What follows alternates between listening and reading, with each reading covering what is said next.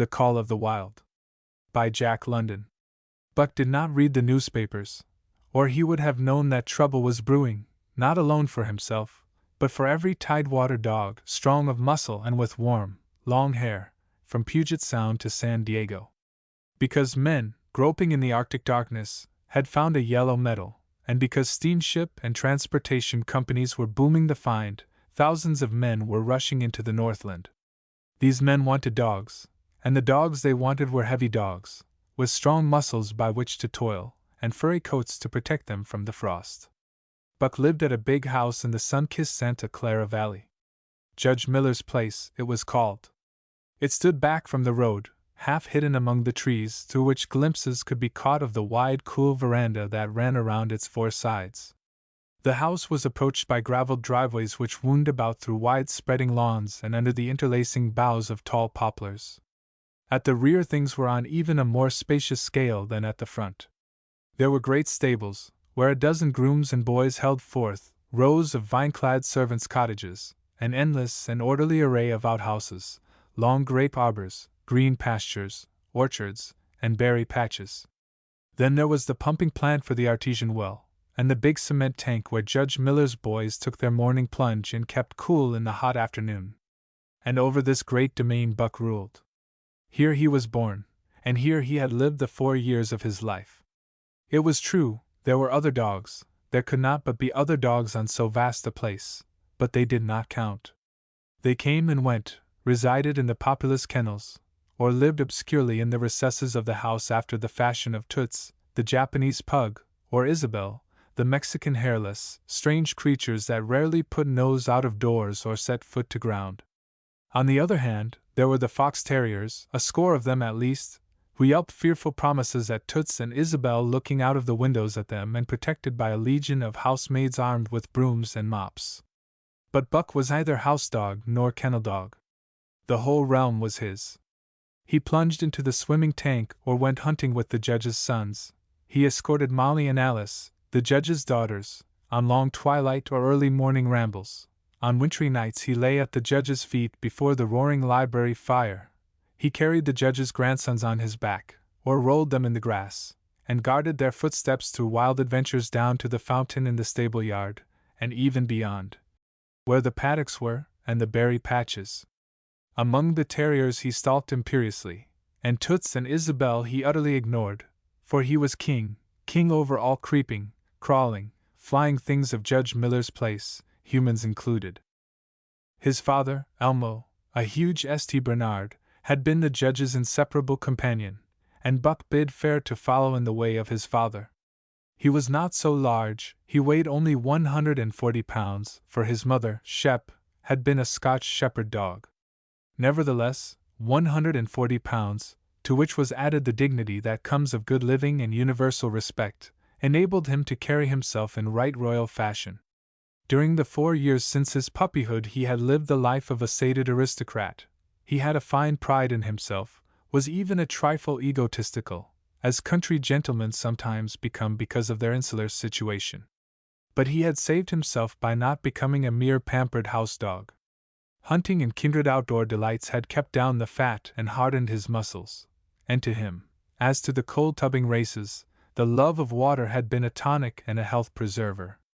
And this was the manner of dog Buck was in the fall of 1897, when the Klondike strike dragged men from all the world into the frozen north.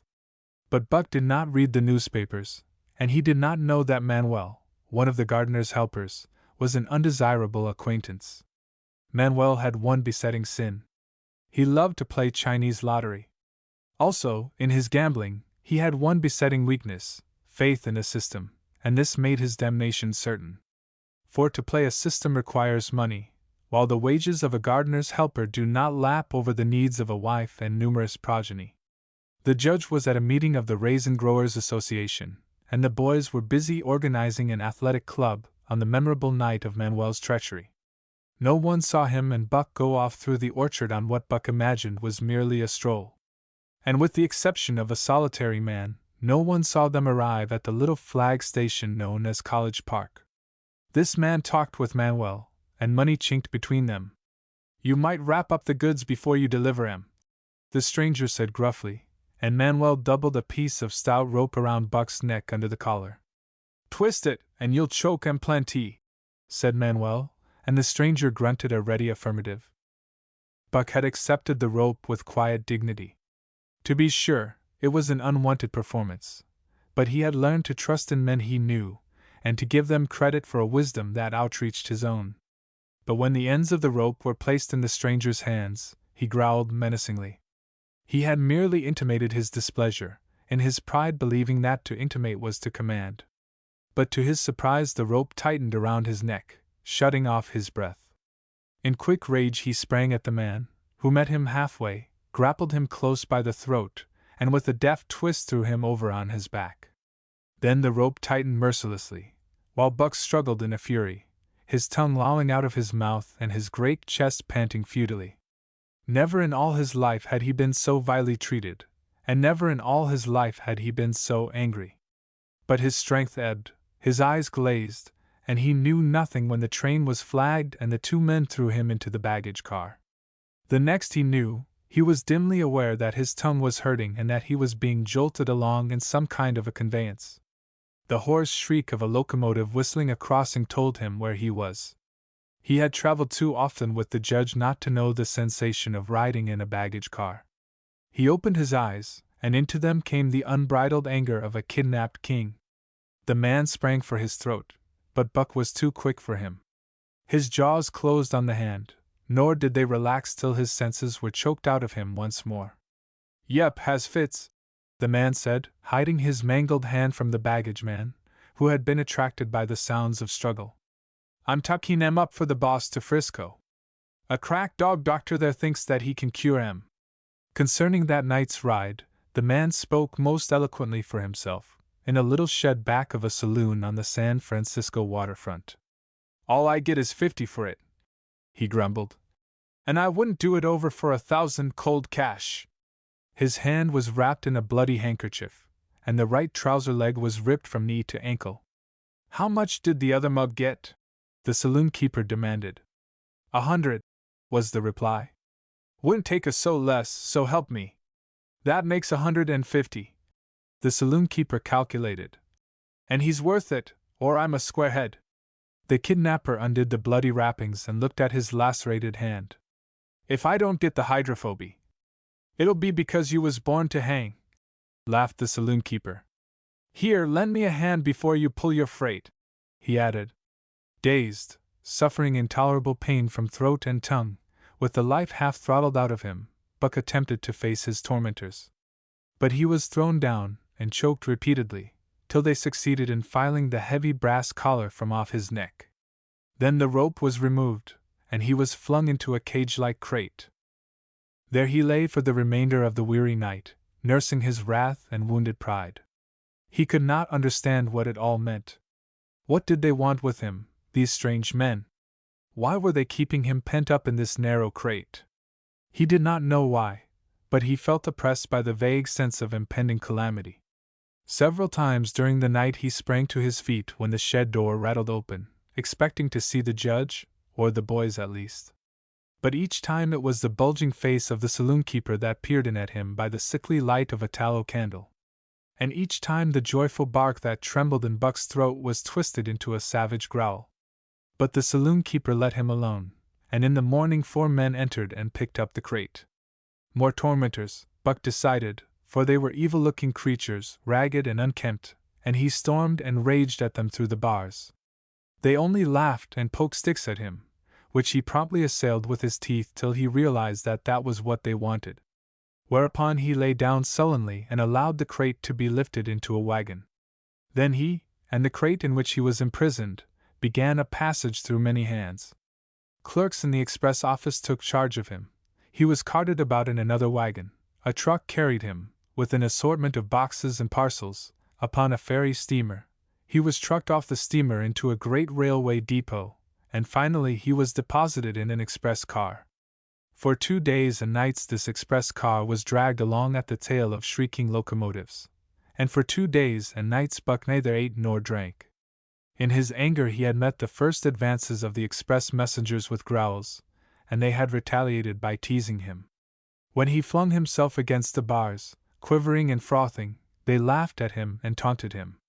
They growled and barked like detestable dogs, mewed, and flapped their arms and crowed. It was all very silly, he knew, but therefore the more outrage to his dignity, and his anger waxed and waxed. He did not mind the hunger so much, but the lack of water caused him severe suffering and fanned his wrath to fever pitch. For that matter, high-strung and finely sensitive, the ill treatment had flung him into a fever, which was fed by the inflammation of his parched and swollen throat and tongue. He was glad for one thing: the rope was off his neck. That had given them an unfair advantage, but now that it was off, he would show them. They would never get another rope around his neck. Upon that he was resolved. For 2 days and nights he neither ate nor drank, and during those 2 days and nights of torment, he accumulated a fund of wrath that boded ill for whoever first fell foul of him. His eyes turned bloodshot, and he was metamorphosed into a raging fiend. So changed was he that the judge himself would not have recognized him, and the express messengers breathed with relief when they bundled him off the train at Seattle. 4 men gingerly carried the crate from the wagon into a small, high-walled backyard.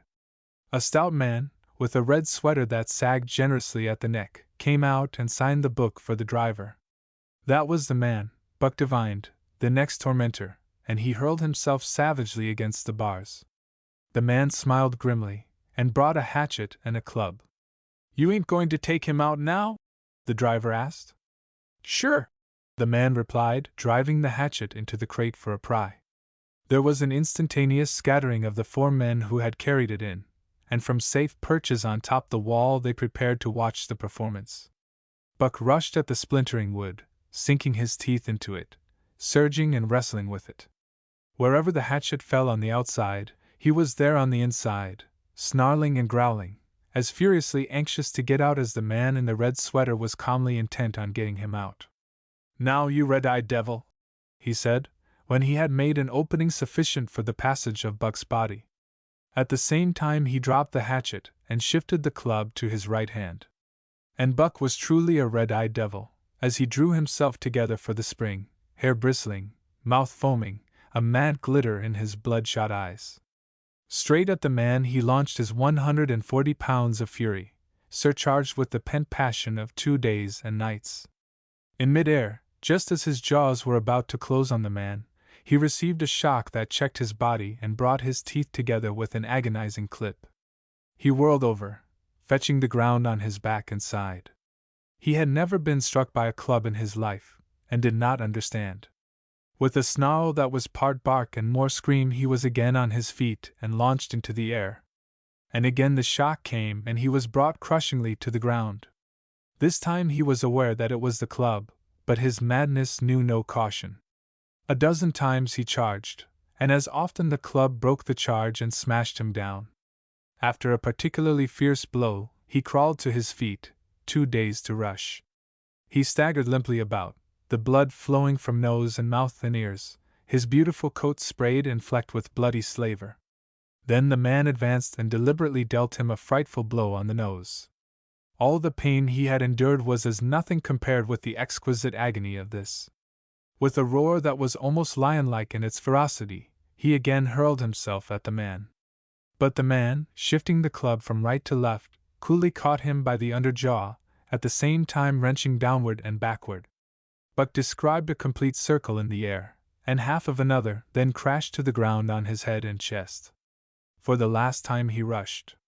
The man struck the shrewd blow he had purposely withheld for so long, and Buck crumpled up and went down, knocked utterly senseless.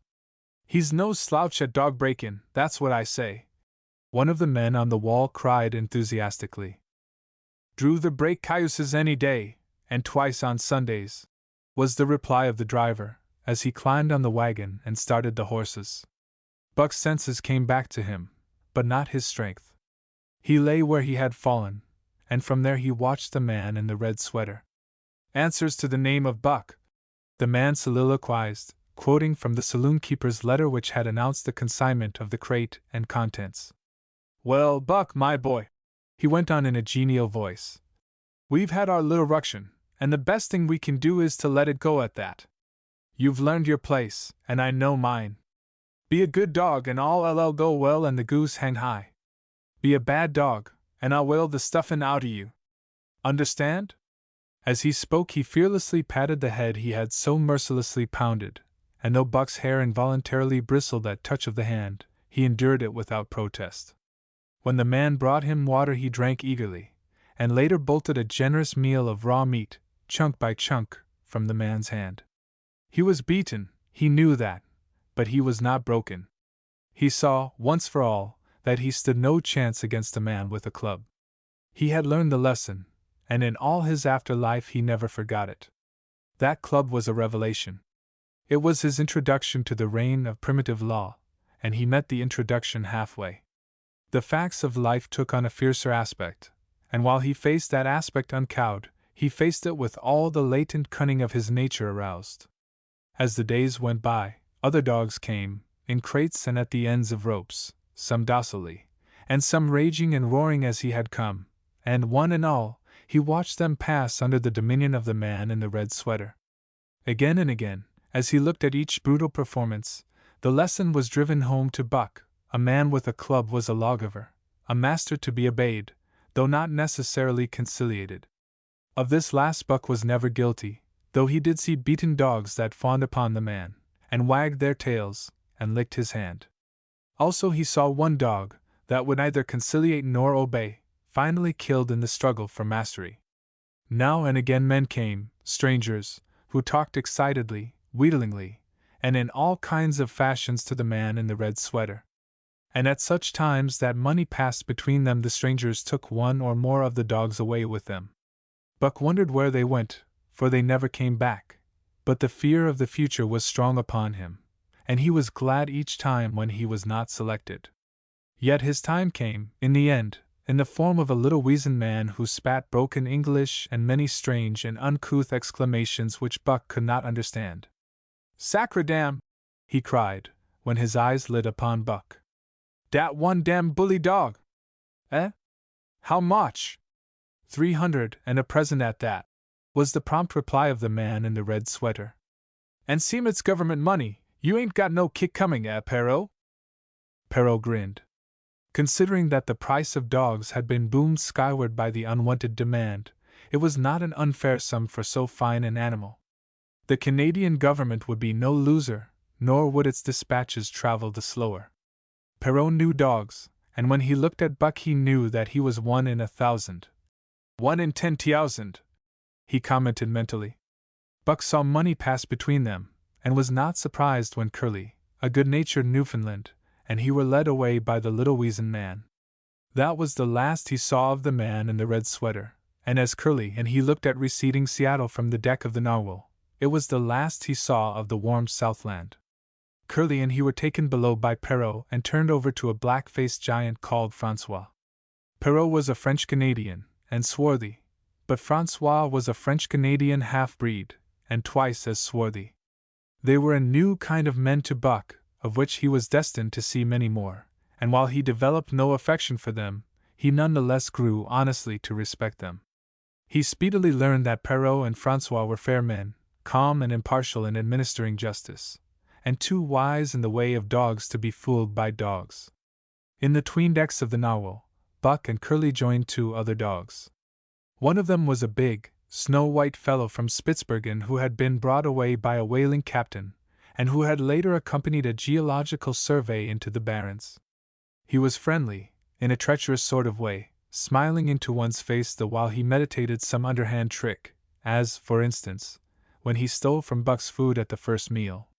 As Buck sprang to punish him, the lash of Francois's whip sang through the air, reaching the culprit first, and nothing remained to Buck but to recover the bone. That was fair of Francois, he decided, and the half-breed began his rise in Buck's estimation. The other dog made no advances, nor received any. Also, he did not attempt to steal from the newcomers. He was a gloomy, morose fellow, and he showed Curly plainly that all he desired was to be left alone, and further, that there would be trouble if he were not left alone. Dave, he was called, and he ate and slept, or yawned between times, and took interest in nothing, not even when the Narwhal crossed Queen Charlotte Sound and rolled and pitched and bucked like a thing possessed. When Buck and Curly grew excited, half wild with fear, he raised his head as though annoyed, favored them with an incurious glance, yawned, and went to sleep again. Day and night the ship throbbed to the tireless pulse of the propeller, and though one day was very like another, it was apparent to Buck that the weather was steadily growing colder. At last, one morning, the propeller was quiet, and the narwhal was pervaded with an atmosphere of excitement. He felt it, as did the other dogs, and knew that a change was at hand. Francois leashed them and brought them on deck. At the first step upon the cold surface, Buck's feet sank into a white mushy something very like mud. He sprang back with a snort. More of this white stuff was falling through the air. He shook himself, but more of it fell upon him. He sniffed it curiously, then licked some up on his tongue. It bit like fire, and the next instant was gone. This puzzled him. He tried it again, with the same result. The onlookers laughed uproariously, and he felt ashamed, he knew not why, for it was his first snow. Chapter 2. The Law of Club and Fang. Buck's first day on the Daya beach was like a nightmare. Every hour was filled with shock and surprise. He had been suddenly jerked from the heart of civilization and flung into the heart of things primordial. No lazy, sun-kissed life was this, with nothing to do but loaf and be bored. Here was neither peace, nor rest, nor a moment's safety. All was confusion and action, and every moment life and limb were in peril. There was imperative need to be constantly alert, for these dogs and men were not town dogs and men. They were savages, all of them, who knew no law but the law of club and fang.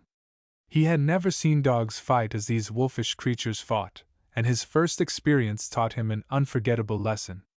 It is true, it was a vicarious experience, else he would not have lived to profit by it. Curly was the victim. They were camped near the log store, where she, in her friendly way, made advances to a husky dog the size of a full-grown wolf, though not half so large as she. There was no warning, only a leap in like a flash, a metallic clip of teeth, a leap out equally swift, and Curly's face was ripped open from eye to jaw. It was the wolf manner of fighting, to strike and leap away, but there was more to it than this. 30 or 40 huskies ran to the spot and surrounded the combatants in an intent and silent circle. Buck did not comprehend that silent intentness, nor the eager way with which they were licking their chops. Curly rushed her antagonist, who struck again and leaped aside. He met her next rush with his chest, in a peculiar fashion that tumbled her off her feet. She never regained them.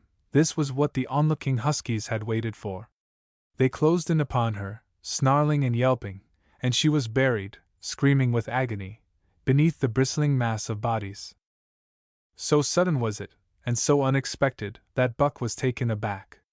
He saw Spitz run out his scarlet tongue in a way he had of laughing, and he saw Francois, swinging an axe, spring into the mess of dogs. 3 men with clubs were helping him to scatter them. It did not take long. 2 minutes from the time Curly went down, the last of her assailants were clubbed off. But she lay there limp and lifeless in the bloody, trampled snow, almost literally torn to pieces, the swart half-breed standing over her and cursing horribly. The scene often came back to Buck to trouble him in his sleep. So that was the way. No fair play. Once down, that was the end of you. Well, he would see to it that he never went down. Spitz ran out his tongue and laughed again, and from that moment Buck hated him with a bitter and deathless hatred.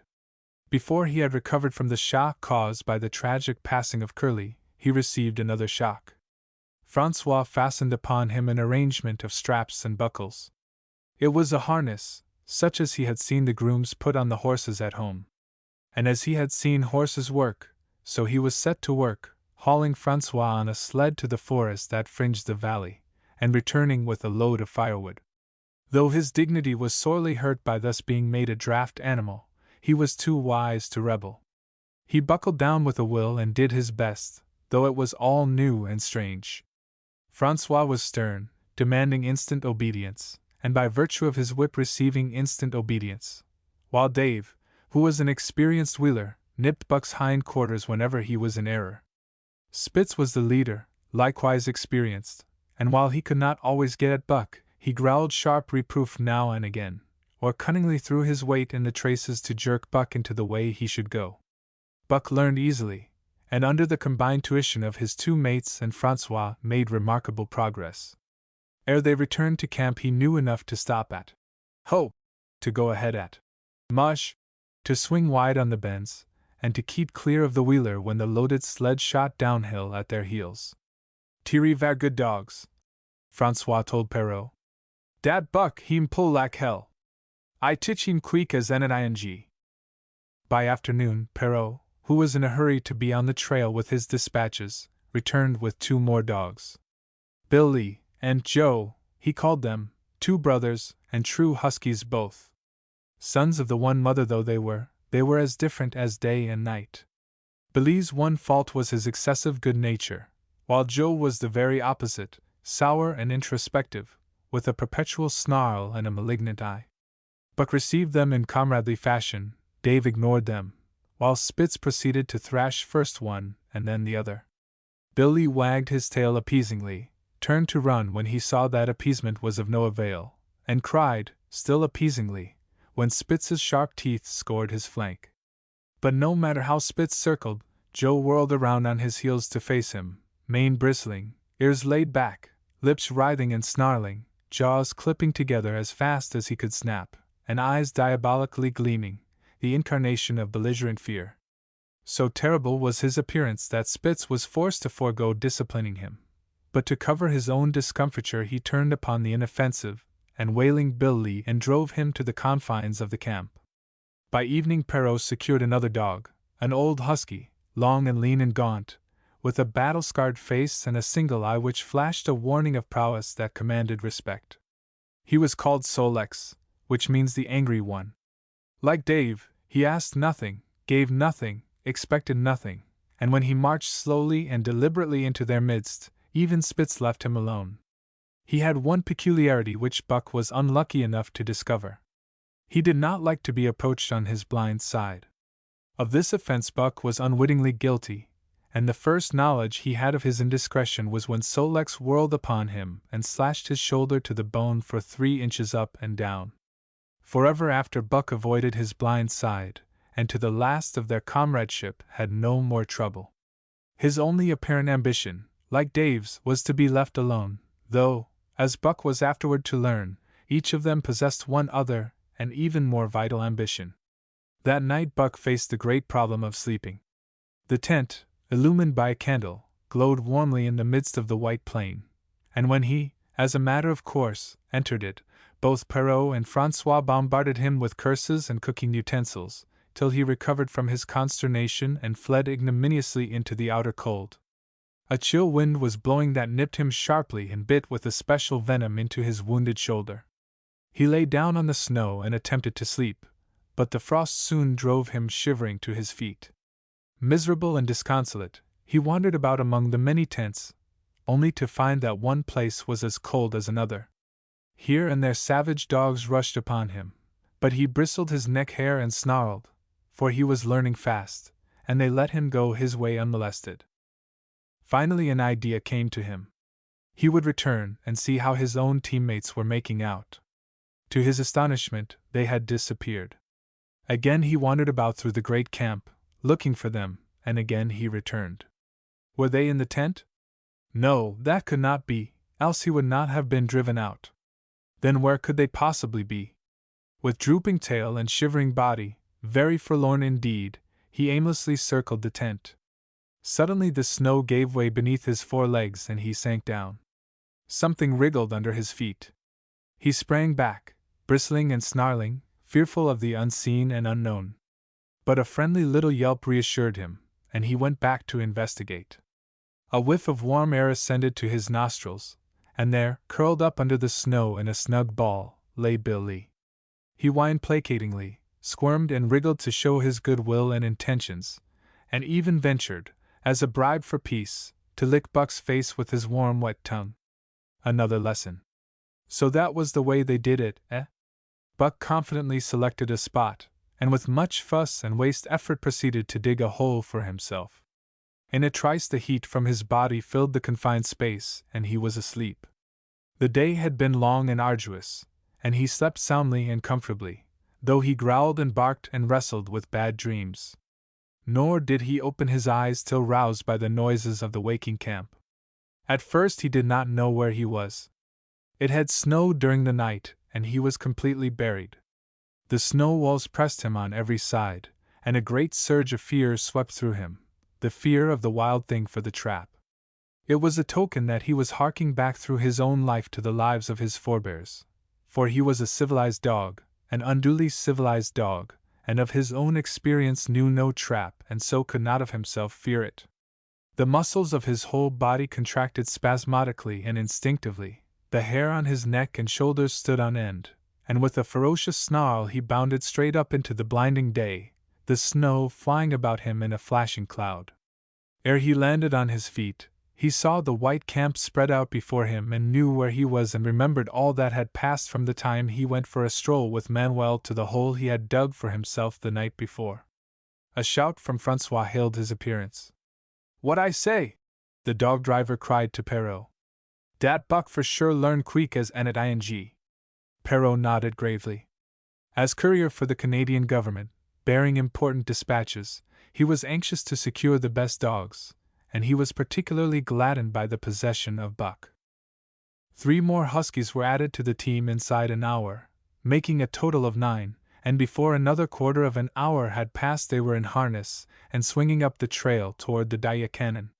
Buck was glad to be gone, and though the work was hard he found he did not particularly despise it.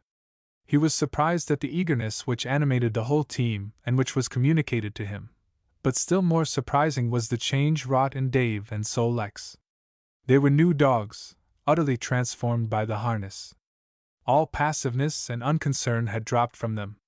They were alert and active, anxious that the work should go well, and fiercely irritable with whatever, by delay or confusion, retarded that work. The toil of the traces seemed the supreme expression of their being, and all that they lived for, and the only thing in which they took delight. Dave was wheeler or sled dog, pulling in front of him was Buck, then came Sol-leks. The rest of the team was strung out ahead, single file, to the leader, which position was filled by Spitz. Buck had been purposely placed between Dave and Sol-leks so that he might receive instruction. Apt scholar that he was, they were equally apt teachers, never allowing him to linger long in error, and enforcing their teaching with their sharp teeth. Dave was fair and very wise. He never nipped Buck without cause, and he never failed to nip him when he stood in need of it. As Francois' whip backed him up, Buck found it to be cheaper to mend his ways than to retaliate. Once, during a brief halt, when he got tangled in the traces and delayed the start, both Dave and Sol-leks flew at him and administered a sound trouncing. The resulting tangle was even worse, but Buck took good care to keep the traces clear thereafter, and ere the day was done, so well had he mastered his work, his mates about ceased nagging him. Francois' whip snapped less frequently, and Perrault even honored Buck by lifting up his feet and carefully examining them. It was a hard day's run, up the canon, through sheep camp, past the scales and the timber line, across glaciers and snowdrifts hundreds of feet deep, and over the great Chilkoot Divide, which stands between the salt water and the fresh and guards forbiddingly the sad and lonely north. They made good time down the chain of lakes which fills the craters of extinct volcanoes, and late that night pulled into the huge camp at the head of Lake Bennett, where thousands of gold seekers were building boats against the breakup of the ice in the spring. Buck made his hole in the snow and slept the sleep of the exhausted just, but all too early was routed out in the cold darkness and harnessed with his mates to the sled. That day they made 40 miles, the trail being packed, but the next day, and for many days to follow, they broke their own trail, worked harder, and made poorer time. As a rule, Perrault traveled ahead of the team, packing the snow with webbed shoes to make it easier for them. Francois, guiding the sled at the gee-pole, sometimes exchanged places with him, but not often. Perrault was in a hurry, and he prided himself on his knowledge of ice, which knowledge was indispensable, for the fall ice was very thin, and where there was swift water there was no ice at all. Day after day, 4 days unending, Buck toiled in the traces always. They broke camp in the dark, and the first gray of dawn found them hitting the trail with fresh miles reeled off behind them. And always they pitched camp after dark, eating their bit of fish, and crawling to sleep into the snow. Buck was ravenous. The pound and a half of sun-dried salmon, which was his ration for each day, seemed to go nowhere. He never had enough, and suffered from perpetual hunger pangs. Yet the other dogs, because they weighed less and were born to the life, received a pound only of the fish and managed to keep in good condition. He swiftly lost the fastidiousness which had characterized his old life. A dainty eater, he found that his mates, finishing first, robbed him of his unfinished ration. There was no defending it. While he was fighting off 2 or 3, it was disappearing down the throats of the others. To remedy this, he ate as fast as they, and so greatly did hunger compel him, he was not above taking what did not belong to him. He watched and learned. When he saw Pike, one of the new dogs, a clever malingerer and thief, slyly steal a slice of bacon when Perrault's back was turned, he duplicated the performance the following day, getting away with the whole chunk. A great uproar was raised, but he was unsuspected, while Dub, an awkward blunderer who was always getting caught, was punished for Buck's misdeed. This first theft marked Buck as fit to survive in the hostile Northland environment. It marked his adaptability, his capacity to adjust himself to changing conditions, the lack of which would have meant swift and terrible death. It marked, further, the decay or going to pieces of his moral nature, a vain thing and a handicap in the ruthless struggle for existence. It was all well enough in the Southland, under the law of love and fellowship, to respect private property and personal feelings. But in the Northland, under the law of club and fang, whoso took such things into account was a fool, and in so far as he observed them he would fail to prosper. Not that Buck reasoned it out. He was fit, that was all, and unconsciously he accommodated himself to the new mode of life. All his days, no matter what the odds, he had never run from a fight. But the club of the man in the red sweater had beaten into him a more fundamental and primitive code. Civilized, he could have died for a moral consideration, say the defense of Judge Miller's riding whip. But the completeness of his decivilization was now evidenced by his ability to flee from the defense of a moral consideration, and so save his hide. He did not steal for joy of it, but because of the clamor of his stomach. He did not rob openly, but stole secretly and cunningly, out of respect for club and fang. In short, the things he did were done because it was easier to do them than not to do them. His development, or retrogression, was rapid. His muscles became hard as iron, and he grew callous to all ordinary pain. He achieved an internal as well as external economy. He could eat anything, no matter how loathsome or indigestible, and once eaten, the juices of his stomach extracted the least particle of nutriment, and his blood carried it to the farthest reaches of his body, building it into the toughest and stoutest of tissues. Sight and scent became remarkably keen, while his hearing developed such acuteness that in his sleep he heard the faintest sound and knew whether it heralded peace or peril.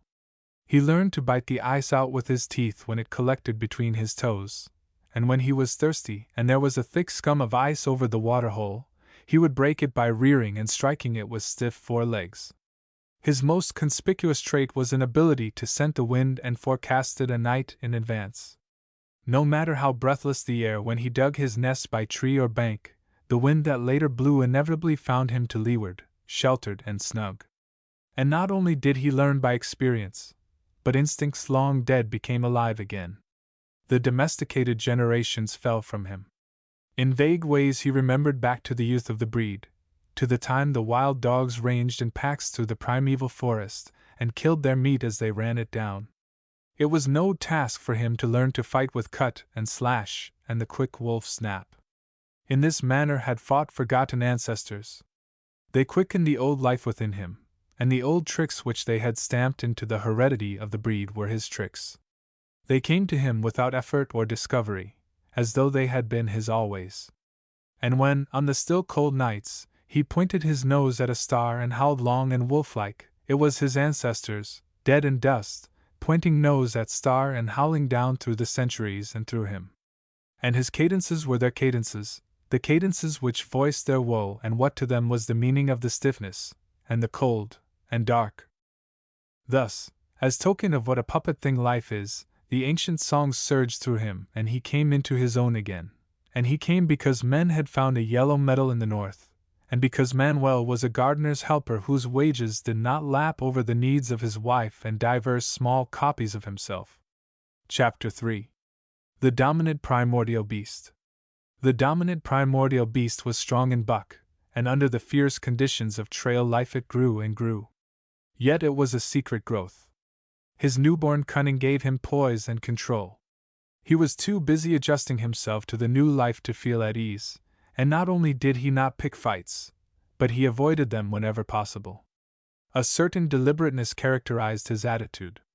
He was not prone to rashness and precipitate action, and in the bitter hatred between him and Spitz he betrayed no impatience, shunned all offensive acts. On the other hand, possibly because he divined in Buck a dangerous rival, Spitz never lost an opportunity of showing his teeth. He even went out of his way to bully Buck, striving constantly to start the fight which could end only in the death of one or the other. Early in the trip this might have taken place had it not been for an unwanted accident. At the end of this day they made a bleak and miserable camp on the shore of Lake Labarge. Driving snow, a wind that cut like a white-hot knife, and darkness had forced them to grope for a camping place. They could hardly have fared worse. At their backs rose a perpendicular wall of rock, and Perrault and Francois were compelled to make their fire and spread their sleeping robes on the ice of the lake itself. The tent they had discarded at Daya in order to travel light. A few sticks of driftwood furnished them with a fire that thawed down through the ice and left them to eat supper in the dark. Close in under the sheltering rock Buck made his nest. So snug and warm was it, that he was loath to leave it when Francois distributed the fish which he had first thawed over the fire. But when Buck finished his ration and returned, he found his nest occupied. A warning snarl told him that the trespasser was Spitz. Till now Buck had avoided trouble with his enemy, but this was too much. The beast in him roared. He sprang upon Spitz with a fury which surprised them both, and Spitz particularly, for his whole experience with Buck had gone to teach him that his rival was an unusually timid dog, who managed to hold his own only because of his great weight and size. Francois was surprised, too, when they shot out in a tangle from the disrupted nest, and he divined the cause of the trouble. "Eh he cried to Buck. "Jiff it to him, by gar! Jiff it to him, the dirty thief!" Spitz was equally willing. He was crying with sheer rage and eagerness as he circled back and forth for a chance to spring in. Buck was no less eager, and no less cautious, as he likewise circled back and forth for the advantage. But it was then that the unexpected happened, the thing which projected their struggle for supremacy far into the future, past many a weary mile of trail and toil. An oath from Perrault, the resounding impact of a club upon a bony frame, and a shrill yelp of pain, heralded the breaking forth of pandemonium. The camp was suddenly discovered to be alive with skulking furry forms, starving huskies, 4 or 5 score of them, who had scented the camp from some Indian village. They had crept in while Buck and Spitz were fighting, and when the 2 men sprang among them with stout clubs they showed their teeth and fought back. They were crazed by the smell of the food. Perrault found one with head buried in the grub box. His club landed heavily on the gaunt ribs, and the grub box was capsized on the ground. On the instant a score of the famished brutes were scrambling for the bread and bacon. The clubs fell upon them unheeded. They yelped and howled under the rain of blows, but struggled none the less madly till the last crumb had been devoured. In the meantime the astonished teen dogs had burst out of their nests, only to be set upon by the fierce invaders. Never had Buck seen such dogs. It seemed as though their bones would burst through their skins. They were mere skeletons, draped loosely in draggled hides, with blazing eyes and slavered fangs. But the hunger madness made them terrifying, irresistible. There was no opposing them. The team dogs were swept back against the cliff at the first onset. Buck was beset by 3 huskies, and in a trice his head and shoulders were ripped and slashed. The din was frightful. Billy was crying as usual. Dave and Solex, dripping blood from a score of wounds, were fighting bravely side by side. Joe was snapping like a demon. Once, his teeth closed on the foreleg of a husky, and he crunched down through the bone. Pike, the malingerer, leaped upon the crippled animal, breaking its neck with a quick flash of teeth and a jerk. Buck got a frothing adversary by the throat, and was sprayed with blood when his teeth sank through the jugular. The warm taste of it in his mouth goaded him to greater fierceness. He flung himself upon another, and at the same time felt teeth sink into his own throat. It was Spitz, treacherously attacking from the side. Perrault and Francois, having cleaned out their part of the camp, hurried to save their sled dogs. The wild wave of famished beasts rolled back before them, and Buck shook himself free. But it was only for a moment. The two men were compelled to run back to save the grub, upon which the huskies returned to the attack on the team. Billy, terrified into bravery, sprang through the savage circle and fled away over the ice. Pike and Dub followed on his heels, with the rest of the team behind. As Buck drew himself together to spring after them, out of the tail of his eye he saw Spitz rush upon him with the evident intention of overthrowing him. Once off his feet and under that mass of huskies, there was no hope for him. But he braced himself to the shock of Spitz's charge, then joined the flight out on the lake. Later, the 9 team dogs gathered together and sought shelter in the forest. Though unpursued, they were in a sorry plight. There was not one who was not wounded in 4 or 5 places, while some were wounded grievously. Dub was badly injured in a hind leg. Dolly, the last husky added to the team at Daya, had a badly torn throat. Joe had lost an eye, while Billy, the good-natured, with an ear chewed and rent to ribbons, cried and whimpered throughout the night. At daybreak they limped wearily back to camp, to find the marauders gone and the 2 men in bad tempers. Fully half their grub supply was gone. The huskies had chewed through the sled lashings and canvas coverings. In fact, nothing, no matter how remotely eatable, had escaped them. They had eaten a pair of Perrault's moose-hide moccasins, chunks out of the leather traces, and even 2 feet of lash from the end of Francois's whip. He broke from a mournful contemplation of it to look over his wounded dogs. "Ah, my friends," he said softly, "meb it mek you mad dog, dose many bites. Meb all mad dog, sacredam. What you tink, Perrault?" The courier shook his head dubiously. With 400 miles of trail still between him and Dawson, he could ill afford to have madness break out among his dogs. 2 hours of cursing and exertion got the harnesses into shape, and the wound-stiffened team was under way, struggling painfully over the hardest part of the trail they had yet encountered, and for that matter, the hardest between them and Dawson. The 30-mile river was wide open. Its wild water defied the frost, and it was in the eddies only and in the quiet places that the ice held at all. 6 days of exhausting toil were required to cover those 30 terrible miles. And terrible they were, for every foot of them was accomplished at the risk of life to dog and man. A dozen times, Perrault, nosing the way, broke through the ice bridges, being saved by the long pole he carried, which he so held that it fell each time across the hole made by his body. But a cold snap was on, the thermometer registering 50 below zero, and each time he broke through he was compelled for very life to build a fire and dry his garments. Nothing daunted him. It was because nothing daunted him that he had been chosen for government courier. He took all manner of risks, resolutely thrusting his little weazened face into the frost and struggling on from dim dawn to dark. He skirted the frowning shores on rim ice that bent and crackled underfoot and upon which they dared not halt. Once the sled broke through, with Dave and Buck, and they were half frozen and all but drowned by the time they were dragged out. The usual fire was necessary to save them. They were coated solidly with ice, and the 2 men kept them on the run around the fire, sweating and thawing, so close that they were singed by the flames. At another time Spitz went through, dragging the whole team after him up to Buck, who strained backward with all his strength, his 4 paws on the slippery edge and the ice quivering and snapping all around.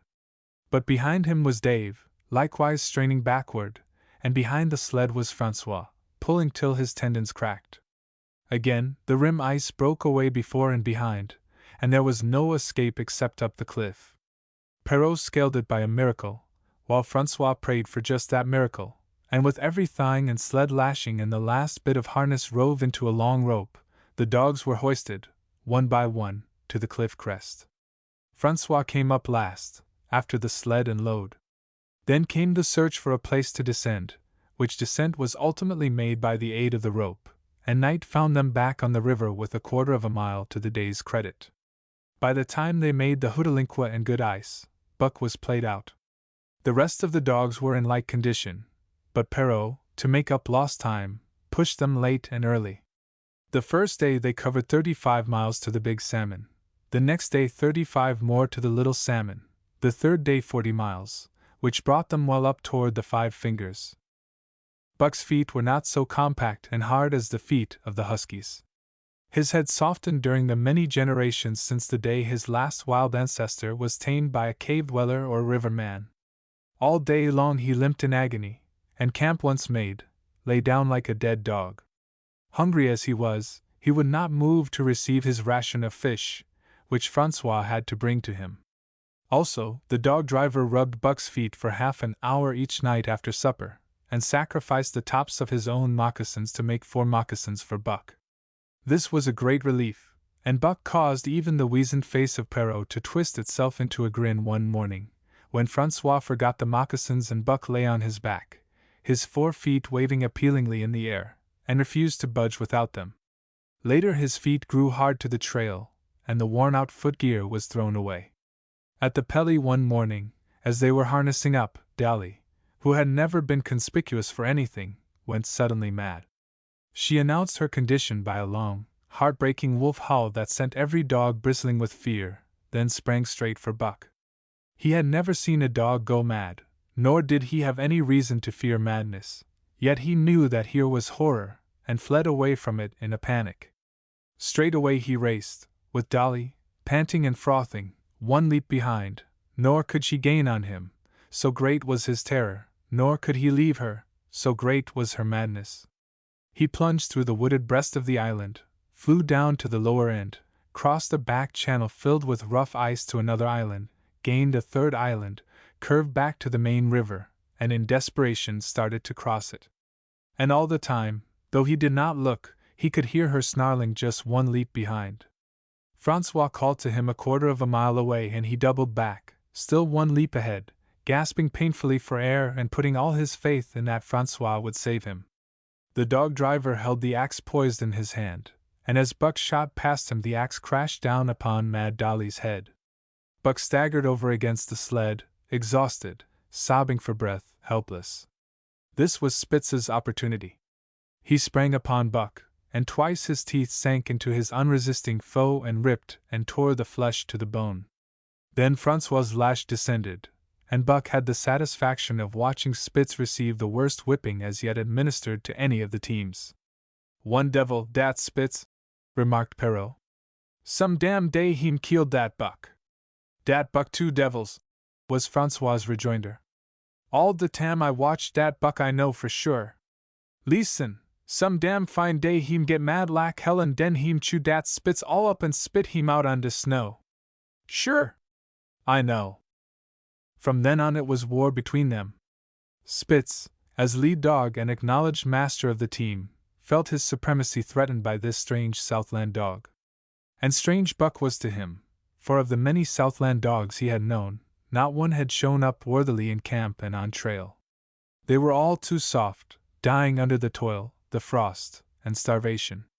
Buck was the exception. He alone endured and prospered, matching the husky in strength, savagery, and cunning. Then he was a masterful dog, and what made him dangerous was the fact that the club of the man in the red sweater had knocked all blind pluck and rashness out of his desire for mastery. He was preeminently cunning, and could bide his time with a patience that was nothing less than primitive. It was inevitable that the clash for leadership should come. Buck wanted it. He wanted it because it was his nature, because he had been gripped tight by that nameless, incomprehensible pride of the trail and trace, that pride which holds dogs in the toil to the last gasp, which lures them to die joyfully in the harness, and breaks their hearts if they are cut out of the harness. This was the pride of Dave as wheel dog, of Sol-Leks as he pulled with all his strength, the pride that laid hold of them at break of camp, transforming them from sour and sullen brutes into straining, eager, ambitious creatures. The pride that spurred them on all day and dropped them at pitch of camp at night, letting them fall back into gloomy unrest and uncontent. This was the pride that bore up Spitz and made him thrash the sled dogs who blundered and shirked in the traces or hid away at harness-up time in the morning. Likewise, it was this pride that made him fear Buck as a possible lead dog. And this was Buck's pride, too. He openly threatened the other's leadership. He came between him and the shirks he should have punished. And he did it deliberately. One night there was a heavy snowfall, and in the morning Pike, the malingerer, did not appear. He was securely hidden in his nest under a foot of snow.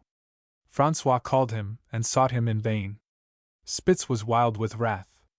He raged through the camp, smelling and digging in every likely place, snarling so frightfully that Pike heard and shivered in his hiding place. But when he was at last unearthed, and Spitz flew at him to punish him, Buck flew, with equal rage, in between. So unexpected was it, and so shrewdly managed, that Spitz was hurled backward and off his feet. Pike, who had been trembling abjectly, took heart at this open mutiny, and sprang upon his overthrown leader. Buck, to whom fair play was a forgotten code, likewise sprang upon Spitz. But Francois, chuckling at the incident while unswerving in the administration of justice, brought his lash down upon Buck with all his might. This failed to drive Buck from his prostrate rival, and the butt of the whip was brought into play. Half stunned by the blow, Buck was knocked backward and the lash laid upon him again and again, while Spitz soundly punished the many times offending Pike. In the days that followed, as Dawson grew closer and closer, Buck still continued to interfere between Spitz and the culprits. But he did it craftily. When Francois was not around, with the covert mutiny of Buck, a general insubordination sprang up and increased. Dave and Solex were unaffected, but the rest of the team went from bad to worse. Things no longer went right. There was continual bickering and jangling. Trouble was always afoot, and at the bottom of it was Buck. He kept Francois busy, for the dog driver was in constant apprehension of the life and death struggle between the two, which he knew must take place sooner or later, and on more than one night the sounds of quarreling and strife among the other dogs turned him out of his sleeping robe, fearful that Buck and Spitz were at it.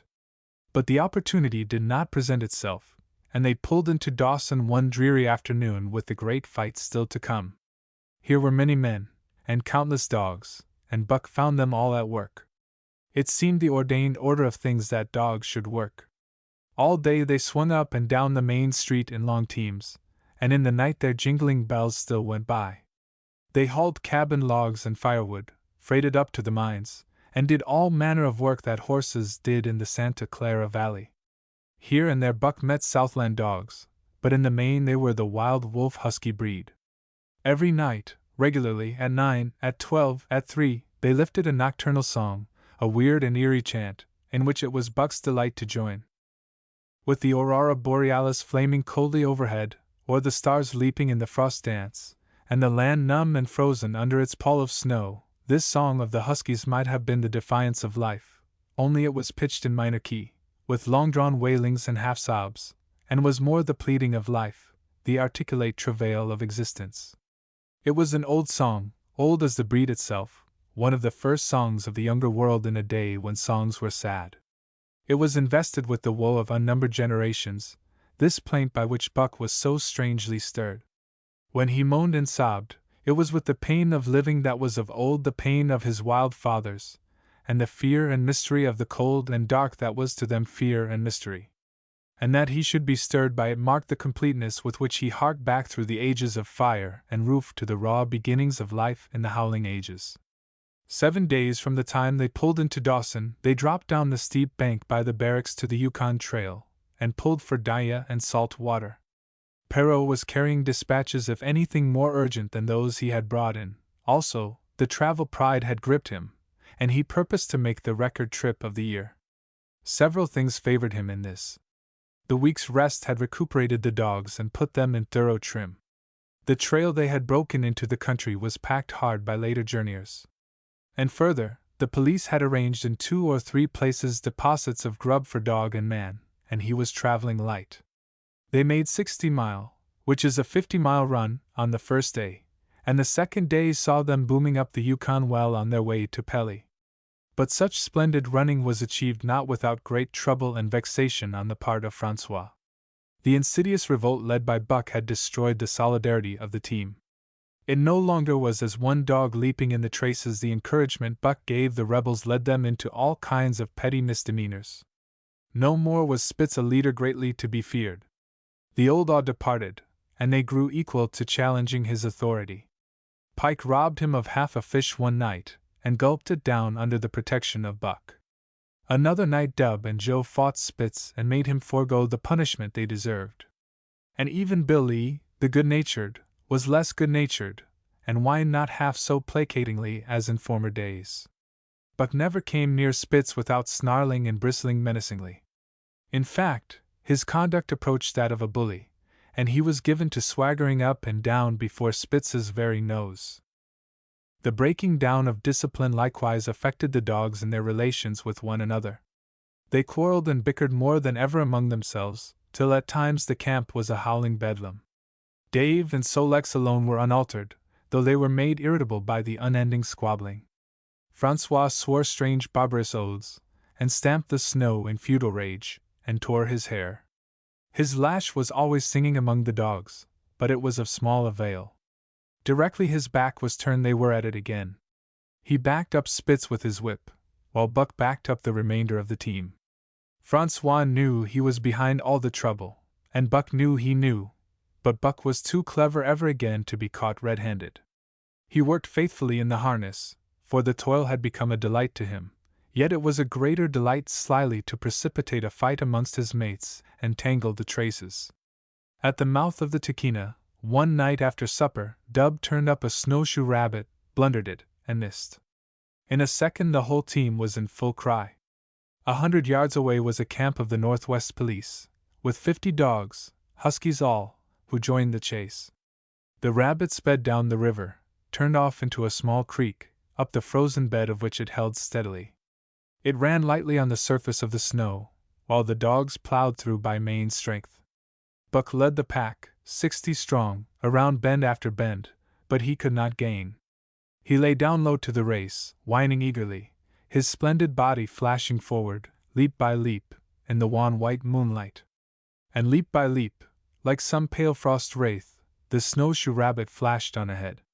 All that stirring of old instincts which at stated periods drives men out from the sounding cities to forest and plain to kill things by chemically propelled leaden pellets, the blood-lust, the joy to kill, all this was Buck's, only it was infinitely more intimate. He was ranging at the head of the pack, running the wild thing down, the living meat, to kill with his own teeth and wash his muzzle to the eyes in warm blood. There is an ecstasy that marks the summit of life, and beyond which life cannot rise. And such is the paradox of living, this ecstasy comes when one is most alive, and it comes as a complete forgetfulness that one is alive. This ecstasy, this forgetfulness of living, comes to the artist, caught up and out of himself in a sheet of flame. It comes to the soldier, war mad on a stricken field and refusing quarter, and it came to Buck, leading the pack, sounding the old wolf cry, straining after the food that was alive and that fled swiftly before him through the moonlight.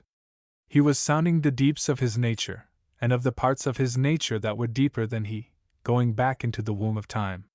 He was mastered by the sheer surging of life, the tidal wave of being, the perfect joy of each separate muscle, joint, and sinew, in that it was everything that was not death, that it was aglow and rampant, expressing itself in movement, flying exultantly under the stars and over the face of dead matter that did not move. But Spitz, cold and calculating even in his supreme moods, left the pack and cut across a narrow neck of land where the creek made a long bend around. Buck did not know of this, and as he rounded the bend, the frost wraith of a rabbit still flitting before him, he saw another and larger frost wraith leap from the overhanging bank into the immediate path of the rabbit. It was Spitz. The rabbit could not turn, and as the white teeth broke its back in mid-air it shrieked as loudly as a stricken man may shriek. At sound of this, the cry of life plunging down from life's apex in the grip of death, the full pack at Buck's heels raised a hell's chorus of delight. Buck did not cry out. He did not check himself, but drove in upon Spitz, shoulder to shoulder, so hard that he missed the throat. They rolled over and over in the powdery snow. Spitz gained his feet almost as though he had not been overthrown, slashing Buck down the shoulder and leaping clear. Twice his teeth clipped together, like the steel jaws of a trap, as he backed away for better footing, with lean and lifting lips that writhed and snarled. In a flash, Buck knew it. The time had come. It was to the death. As they circled about, snarling, ears laid back, keenly watchful for the advantage, the scene came to Buck with a sense of familiarity.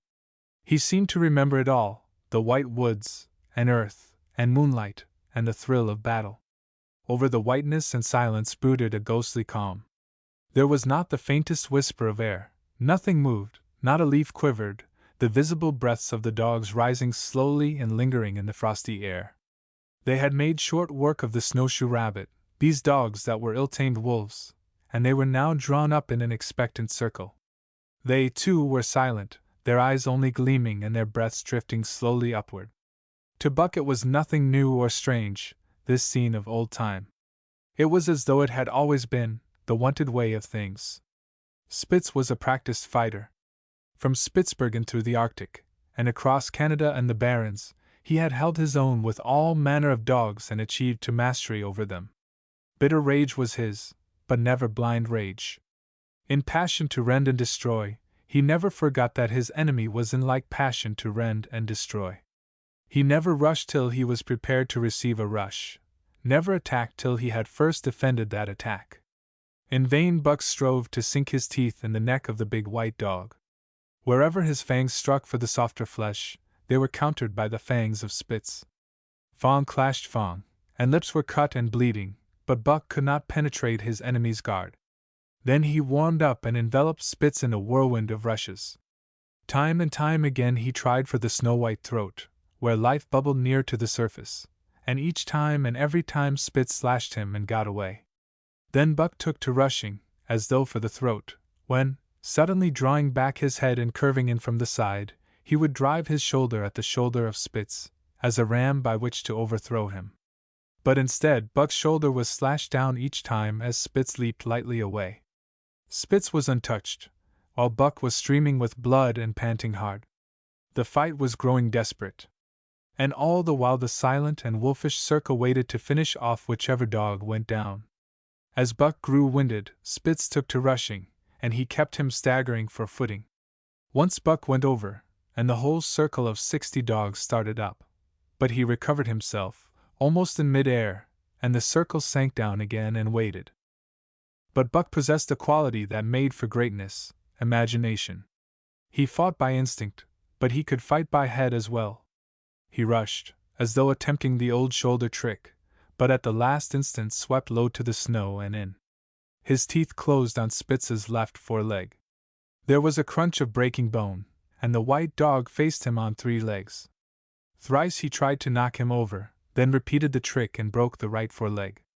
Despite the pain and helplessness, Spitz struggled madly to keep up. He saw the silent circle, with gleaming eyes, lolling tongues, and silvery breaths drifting upward, closing in upon him as he had seen similar circles close in upon beaten antagonists in the past. Only this time he was the one who was beaten. There was no hope for him. Buck was inexorable. Mercy was a thing reserved for gentler climes. He maneuvered for the final rush. The circle had tightened till he could feel the breaths of the huskies on his flanks. He could see them, beyond Spitz and to either side, half crouching for the spring, their eyes fixed upon him. A pause seemed to fall. Every animal was motionless as though turned to stone. Only Spitz quivered and bristled as he staggered back and forth, snarling with horrible menace, as though to frighten off impending death. Then Buck sprang in and out, but while he was in, shoulder had at last squarely met shoulder. The dark circle became a dot on the moon-flooded snow as Spitz disappeared from view. Buck stood and looked on, the successful champion, the dominant primordial beast who had made his kill and found it good. Chapter 4. Who has won to mastership? What I say? I speak true and I say dat Buck 2 devils. This was Francois's speech next morning when he discovered Spitz missing and Buck covered with wounds. He drew him to the fire and by its light pointed them out. Dat Spitz fight like hell, said Perrault, as he surveyed the gaping rips and cuts. And dat Buck fight like 2 hells, was Francois's answer. And now we make good time. No more Spitz, no more trouble, sure. While Perrault packed the camp outfit and loaded the sled, the dog driver proceeded to harness the dogs. Buck trotted up to the place Spitz would have occupied as leader, but Francois, not noticing him, brought Solex to the coveted position. In his judgment, Solex was the best lead dog left. Buck sprang upon Solex in a fury, driving him back and standing in his place. Eh? Eh? Francois cried, slapping his thighs gleefully. Look at dat Buck. Heem killed dat Spitz, heem tink to take de job. Go way, Chook! He cried, but Buck refused to budge. He took Buck by the scruff of the neck, and though the dog growled threateningly, dragged him to one side and replaced Solex. The old dog did not like it, and showed plainly that he was afraid of Buck. Francois was obdurate, but when he turned his back, Buck again displaced Solex, who was not at all unwilling to go. Francois was angry. Now, by gar, I fix you! He cried, coming back with a heavy club in his hand. Buck remembered the man in the red sweater, and retreated slowly, nor did he attempt to charge in when Solex was once more brought forward. But he circled just beyond the range of the club, snarling with bitterness and rage, and while he circled he watched the club so as to dodge it if thrown by Francois, for he was become wise in the way of clubs. The driver went about his work, and he called to Buck when he was ready to put him in his old place in front of Dave. Buck retreated 2 or 3 steps. Francois followed him up, whereupon he again retreated. After some time of this, Francois threw down the club, thinking that Buck feared a thrashing. But Buck was in open revolt. He wanted, not to escape a clubbing, but to have the leadership. It was his by right. He had earned it, and he would not be content with less. Perrault took a hand. Between them they ran him about for the better part of an hour. They threw clubs at him. He dodged. They cursed him, and his fathers and mothers before him, and all his seed to come after him down to the remotest generation, and every hair on his body and drop of blood in his veins, and he answered curse with snarl and kept out of their reach. He did not try to run away, but retreated around and around the camp, advertising plainly that when his desire was met, he would come in and be good. Francois sat down and scratched his head. Perrault looked at his watch and swore. Time was flying, and they should have been on the trail an hour gone. Francois scratched his head again. He shook it and grinned sheepishly at the courier, who shrugged his shoulders in sign that they were beaten. Then Francois went up to where Solex stood and called to Buck. Buck laughed, as dogs laugh, yet kept his distance. Francois unfastened Solex's traces and put him back in his old place. The team stood harnessed to the sled in an unbroken line, ready for the trail. There was no place for Buck save at the front. Once more Francois called, and once more Buck laughed and kept away. Tiro down de club, Perrault commanded. Francois complied, whereupon Buck trotted in, laughing triumphantly, and swung around into position at the head of the team. His traces were fastened, the sled broken out, and with both men running they dashed out onto the river trail. Highly as the dog driver had forevalued Buck, with his 2 devils he found, while the day was yet young, that he had undervalued. At a bound Buck took up the duties of leadership, and where judgment was required, and quick thinking and quick acting, he showed himself the superior even of Spitz, of whom Francois had never seen an equal. But it was in giving the law and making his mates live up to it that Buck excelled. Dave and Solex did not mind the change in leadership. It was none of their business.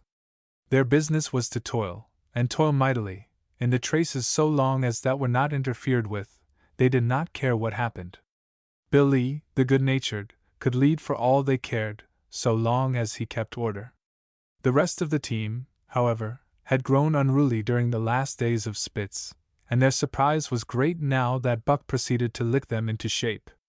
Pike, who pulled at Buck's heels, and who never put an ounce more of his weight against the breastband than he was compelled to do, was swiftly and repeatedly shaken for loafing, and ere the first day was done he was pulling more than ever before in his life. The first night in camp, Joe, the sour one, was punished roundly, a thing that Spitz had never succeeded in doing. Buck simply smothered him by virtue of superior weight, and cut him up till he ceased snapping and began to whine for mercy. The general tone of the team picked up immediately. It recovered its old-time solidarity, and once more the dogs leaped as one dog in the traces. At the Rink Rapids 2 native huskies, Teak and Kuna, were added, and the celerity with which Buck broke them in took away Francois's breath. "Never such a dog as dat Buck!" he cried. "No, never! He'm worth $1,000, by gar!" "Eh? What you say, Perrault?" And Perrault nodded. He was ahead of the record then, and gaining day by day. The trail was in excellent condition, well packed and hard, and there was no new fallen snow with which to contend. It was not too cold. The temperature dropped to 50 below zero, and remained there the whole trip. The men rode and ran by turn, and the dogs were kept on the jump, with but infrequent stoppages. The 30-mile river was comparatively coated with ice, and they covered in one day going out what had taken them 10 days coming in. In one run they made a 60-mile dash from the foot of Lake Le Barge to the White Horse Rapids. Across Marsh, Tagish, and Bennett, 70 miles of lakes, they flew so fast that the man whose turn it was to run towed behind the sled at the end of a rope. And on the last night of the second week they topped White Pass and dropped down the sea slope with the lights of Skagway and of the shipping at their feet. It was a record run. Each day for 14 days they had averaged 40 miles. For 3 days Perrault and Francois threw chests up and down the main street of Skagway and were deluged with invitations to drink, while the team was the constant center of a worshipful crowd of dogbusters and mushers. Then 3 or 4 Western bad men aspired to clean out the town, were riddled like pepper boxes for their pains, and public interest turned to other idols. Next came official orders. Francois called Buck to him, threw his arms around him, wept over him. And that was the last of Francois and Perrault. Like other men, they passed out of Buck's life for good. A Scotch half-breed took charge of him and his mates, and in company with a dozen other dog teams he started back over the weary trail to Dawson. It was no light running now, nor record time, but heavy toil each day, with a heavy load behind, for this was the mail train, carrying word from the world to the men who sought gold under the shadow of the pole.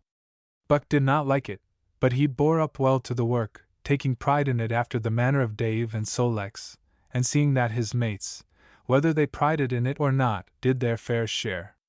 It was a monotonous life, operating with machine-like regularity. One day was very like another. At a certain time each morning the cooks turned out, fires were built, and breakfast was eaten. Then, while some broke camp, others harnessed the dogs, and they were under way an hour or so before the darkness fell which gave warning of dawn. At night, camp was made. Some pitched the flies, others cut firewood and pine boughs for the beds, and still others carried water or ice for the cooks. Also, the dogs were fed. To them, this was the one feature of the day, though it was good to loaf around, after the fish was eaten, for an hour or so with the other dogs, of which there were 50 and odd. There were fierce fighters among them, but 3 battles with the fiercest brought Buck to mastery, so that when he bristled and showed his teeth they got out of his way.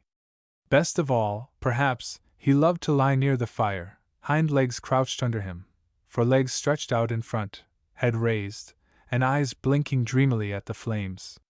Sometimes he thought of Judge Miller's big house in the sun-kissed Santa Clara Valley, and of the cement swimming tank, and Isabel, the Mexican hairless, and Toots, the Japanese pug, but oftener he remembered the man in the red sweater, the death of Curly, the great fight with Spitz, and the good things he had eaten or would like to eat.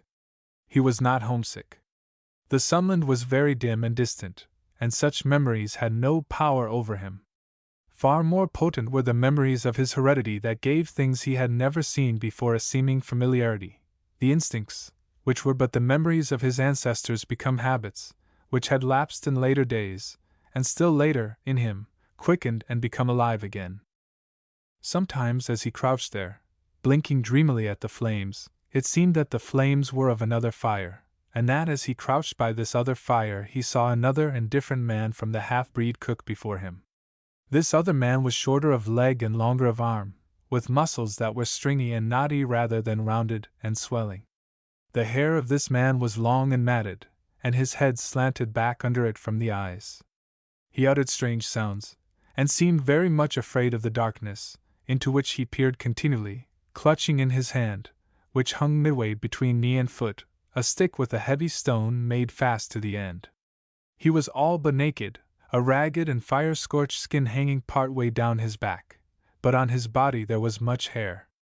In some places, across the chest and shoulders and down the outside of the arms and thighs, it was matted into almost a thick fur. He did not stand erect, but with trunk inclined forward from the hips, on legs that bent at the knees.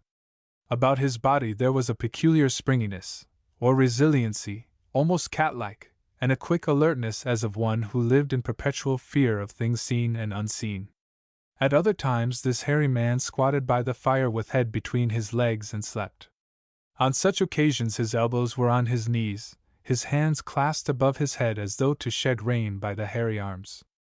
And beyond that fire, in the circling darkness, Buck could see many gleaming coals, 2 by 2, always 2 by 2, which he knew to be the eyes of great beasts of prey.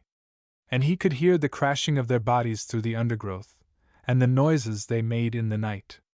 And dreaming there by the Yukon bank, with lazy eyes blinking at the fire, these sounds and sights of another world would make the hair to rise along his back and stand on end across his shoulders and up his neck, till he whimpered low and suppressedly, or growled softly, and the half-breed cook shouted at him, "Hey, you Buck, wake up!" Whereupon the other world would vanish and the real world come into his eyes, and he would get up and yawn and stretch as though he had been asleep. It was a hard trip, with the mail behind them, and the heavy work wore them down. They were short of weight, and in poor condition when they made Dawson, and should have had a 10 days or a week's rest at least. But in 2 days' time they dropped down the Yukon bank from the barracks, loaded with letters for the outside. The dogs were tired, the drivers grumbling, and to make matters worse, it snowed every day. This meant a soft trail, greater friction on the runners, and heavier pulling for the dogs, yet the drivers were fair through it all, and did their best for the animals. Each night the dogs were attended to first. They ate before the drivers ate, and no man sought his sleeping robe till he had seen to the feet of the dogs he drove. Still, their strength went down. Since the beginning of the winter they had traveled 1,800 miles, dragging sleds the whole weary distance, and 1,800 miles will tell upon life of the toughest.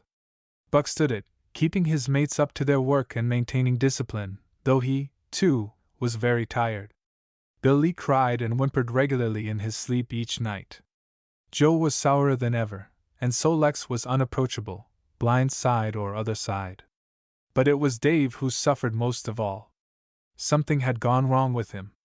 He became more morose and irritable, and when camp was pitched at once made his nest, where his driver fed him. Once out of the harness and down, he did not get on his feet again till harness-up time in the morning. Sometimes, in the traces, when jerked by a sudden stoppage of the sled, or by straining to start it, he would cry out with pain. The driver examined him, but could find nothing. All the drivers became interested in his case. They talked it over at mealtime, and over their last pipes before going to bed, and one night they held a consultation. He was brought from his nest to the fire, and was pressed and prodded till he cried out many times. Something was wrong inside, but they could locate no broken bones, could not make it out. By the time Cassiar Bar was reached, he was so weak that he was falling repeatedly in the traces. The Scotch half-breed called a halt and took him out of the team, making the next dog, Solex, fast to the sled. His intention was to rest Dave, letting him run free behind the sled. Sick as he was, Dave resented being taken out, grunting and growling while the traces were unfastened, and whimpering broken-heartedly when he saw Solex in the position he had held and served so long. For the pride of trace and trail was his, and sick unto death, he could not bear that another dog should do his work. When the sled started, he floundered in the soft snow alongside the beaten trail, attacking Solex with his teeth, rushing against him and trying to thrust him off into the soft snow on the other side, striving to leap inside his traces and get between him and the sled, and all the while whining and yelping and crying with grief and pain. The half-breed tried to drive him away with the whip, but he paid no heed to the stinging lash, and the man had not the heart to strike harder. Dave refused to run quietly on the trail behind the sled, where the going was easy, but continued to flounder alongside in the soft snow, where the going was most difficult, till exhausted. Then he fell, and lay where he fell, howling lugubriously as the long train of sleds churned by. With the last remnant of his strength he managed to stagger along behind till the train made another stop, when he floundered past the sleds to his own, where he stood alongside Sol-leks. His driver lingered a moment to get a light for his pipe from the man behind. Then he returned and started his dogs. They swung out on the trail with remarkable lack of exertion, turned their heads uneasily, and stopped in surprise. The driver was surprised, too. The sled had not moved. He called his comrades to witness the sight. Dave had bitten through both of Sol-leks's traces, and was standing directly in front of the sled in his proper place. He pleaded with his eyes to remain there. The driver was perplexed. His comrades talked of how a dog could break its heart through being denied the work that killed it, and recalled instances they had known, where dogs, too old for the toil, or injured, had died because they were cut out of the traces also. They held it a mercy, since Dave was to die anyway, that he should die in the traces, heart easy and content. So he was harnessed in again, and proudly he pulled as of old, though more than once he cried out involuntarily from the bite of his inward hurt. Several times he fell down, and was dragged in the traces, and once the sled ran upon him so that he limped thereafter in one of his hind legs. But he held out till camp was reached, when his driver made a place for him by the fire. Morning found him too weak to travel. At harness-up time he tried to crawl to his driver. By convulsive efforts he got on his feet, staggered, and fell. Then he wormed his way forward slowly toward where the harnesses were being put on his mates. He would advance his 4 legs and drag up his body with a sort of hitching movement, when he would advance his 4 legs and hitch ahead again for a few more inches. His strength left him, and the last his mates saw of him he lay gasping in the snow and yearning toward them. But they could hear him mournfully howling till they passed out of sight behind a belt of river timber. Here the train was halted. The Scotch half-breed slowly retraced his steps to the camp they had left. The men ceased talking. A revolver shot rang out. The man came back hurriedly. The whips snapped, the bells tinkled merrily, the sleds churned along the trail.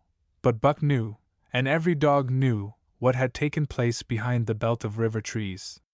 Chapter 5. The Toil of Trace and Trail. 30 days from the time it left Dawson, the salt water mail, with Buck and his mates at the fore, arrived at Skagway. They were in a wretched state, worn out and worn down. Buck's 140 pounds had dwindled to 115. The rest of his mates, though lighter dogs, had relatively lost more weight than he. Pike, the malingerer, who, in his lifetime of deceit, had often successfully feigned a hurt leg, was now limping in earnest. Sol-leks was limping, and Dub was suffering from a wrenched shoulder blade. They were all terribly footsore. No spring or rebound was left in them. Their feet fell heavily on the trail, jarring their bodies and doubling the fatigue of a day's travel. There was nothing the matter with them except that they were dead tired. It was not the dead tiredness that comes through brief and excessive effort, from which recovery is a matter of hours, but it was the dead tiredness that comes through the slow and prolonged strength drainage of months of toil. There was no power of recuperation left, no reserve strength to call upon. It had been all used, the last least bit of it. Every muscle, every fiber, every cell was tired, dead tired. And there was reason for it. In less than 5 months they had traveled 2,500 miles, during the last 1,800 of which they had had but 5 days' rest. When they arrived at Skagway they were apparently on their last legs. They could barely keep the traces taut, and on the downgrades just managed to keep out of the way of the sled. "Mush on, per sore feets," the driver encouraged them as they tottered down the main street of Skagway. "Dis is the loss. Den we get one long res." "Eh?" "For sure. One bully long res." The drivers confidently expected a long stopover. Themselves, they had covered 1,200 miles with 2 days' rest, and in the nature of reason and common justice they deserved an interval of loafing. But so many were the men who had rushed into the Klondike, and so many were the sweethearts, wives, and kin that had not rushed in, that the congested mail was taking on alpine proportions. Also, there were official orders. Fresh batches of Hudson Bay dogs were to take the places of those worthless for the trail. The worthless ones were to be got rid of, and since dogs count for little against dollars, they were to be sold.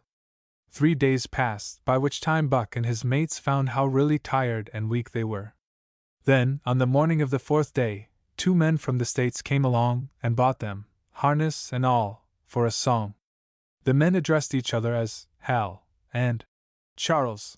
Charles was a middle-aged, lightish-colored man, with weak and watery eyes and a mustache that twisted fiercely and vigorously up, giving the lie to the limply drooping lip it concealed. Hal was a youngster of 19 or 20, with a big Colt's revolver and a hunting knife strapped about him on a belt that fairly bristled with cartridges. This belt was the most salient thing about him. It advertised his callowness, a callowness sheer and unutterable. Both men were manifestly out of place, and why such as they should adventure the north is part of the mystery of things that passes understanding. Buck heard the chaffering, saw the money pass between the man and the government agent, and knew that the Scotch half-breed and the mail-train drivers were passing out of his life on the heels of Perrault and Francois and the others who had gone before. When driven with his mates to the new owner's camp, Buck saw a slipshod and slovenly affair, tent half-stretched, dishes unwashed, everything in disorder. Also, he saw a woman. Mercedes, the men called her. She was Charles's wife and Hal's sister, a nice family party. Buck watched them apprehensively as they proceeded to take down the tent and load the sled. There was a great deal of effort about their manner, but no businesslike method. The tent was rolled into an awkward bundle 3 times as large as it should have been. The tin dishes were packed away unwashed. Mercedes continually fluttered in the way of her men and kept up an unbroken chattering of remonstrance and advice. When they put a clothes sack on the front of the sled, she suggested it should go on the back, and when they had put it on the back, and covered it over with a couple of other bundles, she discovered overlooked articles which could abide nowhere else but in that very sack, and they unloaded again. 3 men from a neighboring tent came out and looked on, grinning and winking at one another. "You've got a right smart load as it is," said one of them. "And it's not me should tell you your business, but I wouldn't tote that tent along if I was you." "Undreamed of!" cried Mercedes, throwing up her hands in dainty dismay. "However in the world could I manage without a tent? It's springtime, and you won't get any more cold weather," the man replied. She shook her head decidedly, and Charles and Hal put the last odds and ends on top the mountainous load. "Think it'll ride?" one of the men asked. "Why shouldn't it?" Charles demanded rather shortly. "Oh, that's all right, the man hastened meekly to say. "I was just wonderin', that is all. It seemed a mite top heavy." Charles turned his back and drew the lashings down as well as he could, which was not in the least well. "And of course the dogs can hike along all day with that contraption behind them," affirmed a second of the men. "Certainly," said Hal, with freezing politeness, taking hold of the gee-pole with one hand and swinging his whip from the other. "Mush!" he shouted. "Mush on there!" The dogs sprang against the breastbands, strained hard for a few moments, then relaxed. They were unable to move the sled. "The lazy brutes, I'll show them!" he cried, preparing to lash out at them with the whip. But Mercedes interfered, crying, "Oh, Hal, you mustn't!" as she caught hold of the whip and wrenched it from him. "The poor dears! Now you must promise you won't be harsh with them for the rest of the trip, or I won't go a step." "Precious lot you know about dogs," her brother sneered. "And I wish you'd leave me alone. They're lazy, I tell you, and you've got to whip them to get anything out of them. That's their way. You ask anyone. Ask one of those men." Mercedes looked at them imploringly, untold repugnance at sight of pain written in her pretty face. "They're weak as water, if you want to know," came the reply from one of the men. "Plumb tuckered out, that's what's the matter. They need a rest." "Rest be blanked," said Hal, with his beardless lips, and Mercedes said, "Oh," in pain and sorrow at the oath. But she was a clannish creature, and rushed at once to the defense of her brother. "Never mind that man," she said pointedly. "You're driving our dogs, and you do what you think best with them. Again Hal's whip fell upon the dogs. They threw themselves against the breastbands, dug their feet into the packed snow, got down low to it, and put forth all their strength. The sled held as though it were an anchor.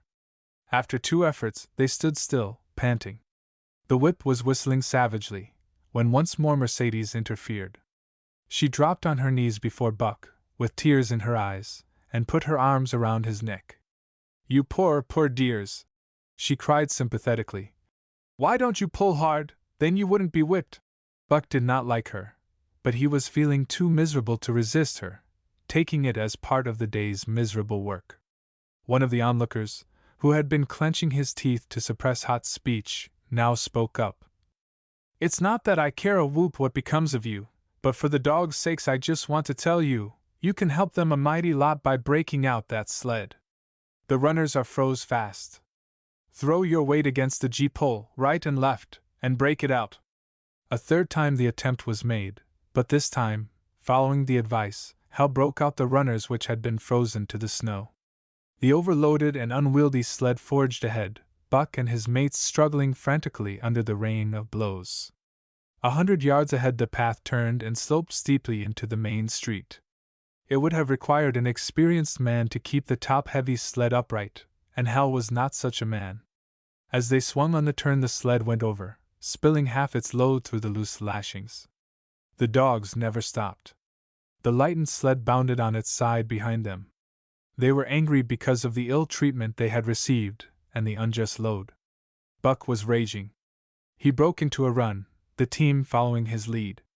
Hal cried, "Whoa! Whoa!" but they gave no heed. He tripped and was pulled off his feet.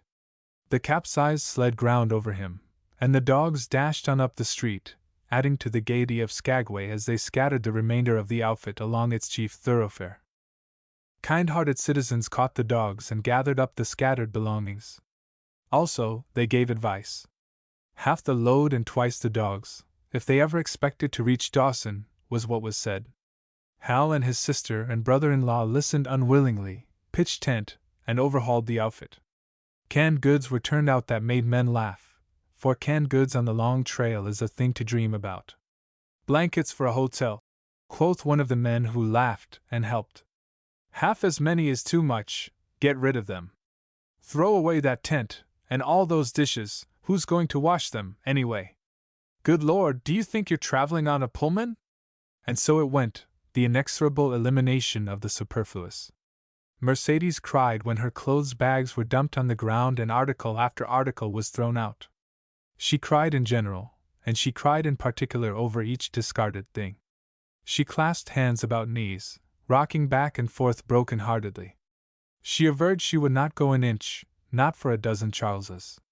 She appealed to everybody and to everything, finally wiping her eyes and proceeding to cast out even articles of apparel that were imperative necessaries.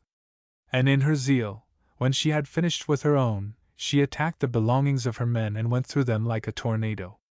This accomplished, the outfit, though cut in half, was still a formidable bulk. Charles and Hal went out in the evening and bought 6 outside dogs. These, added to the 6 of the original team, and Teek and Kuna, the huskies obtained at the Rink Rapids on the record trip, brought the team up to 14.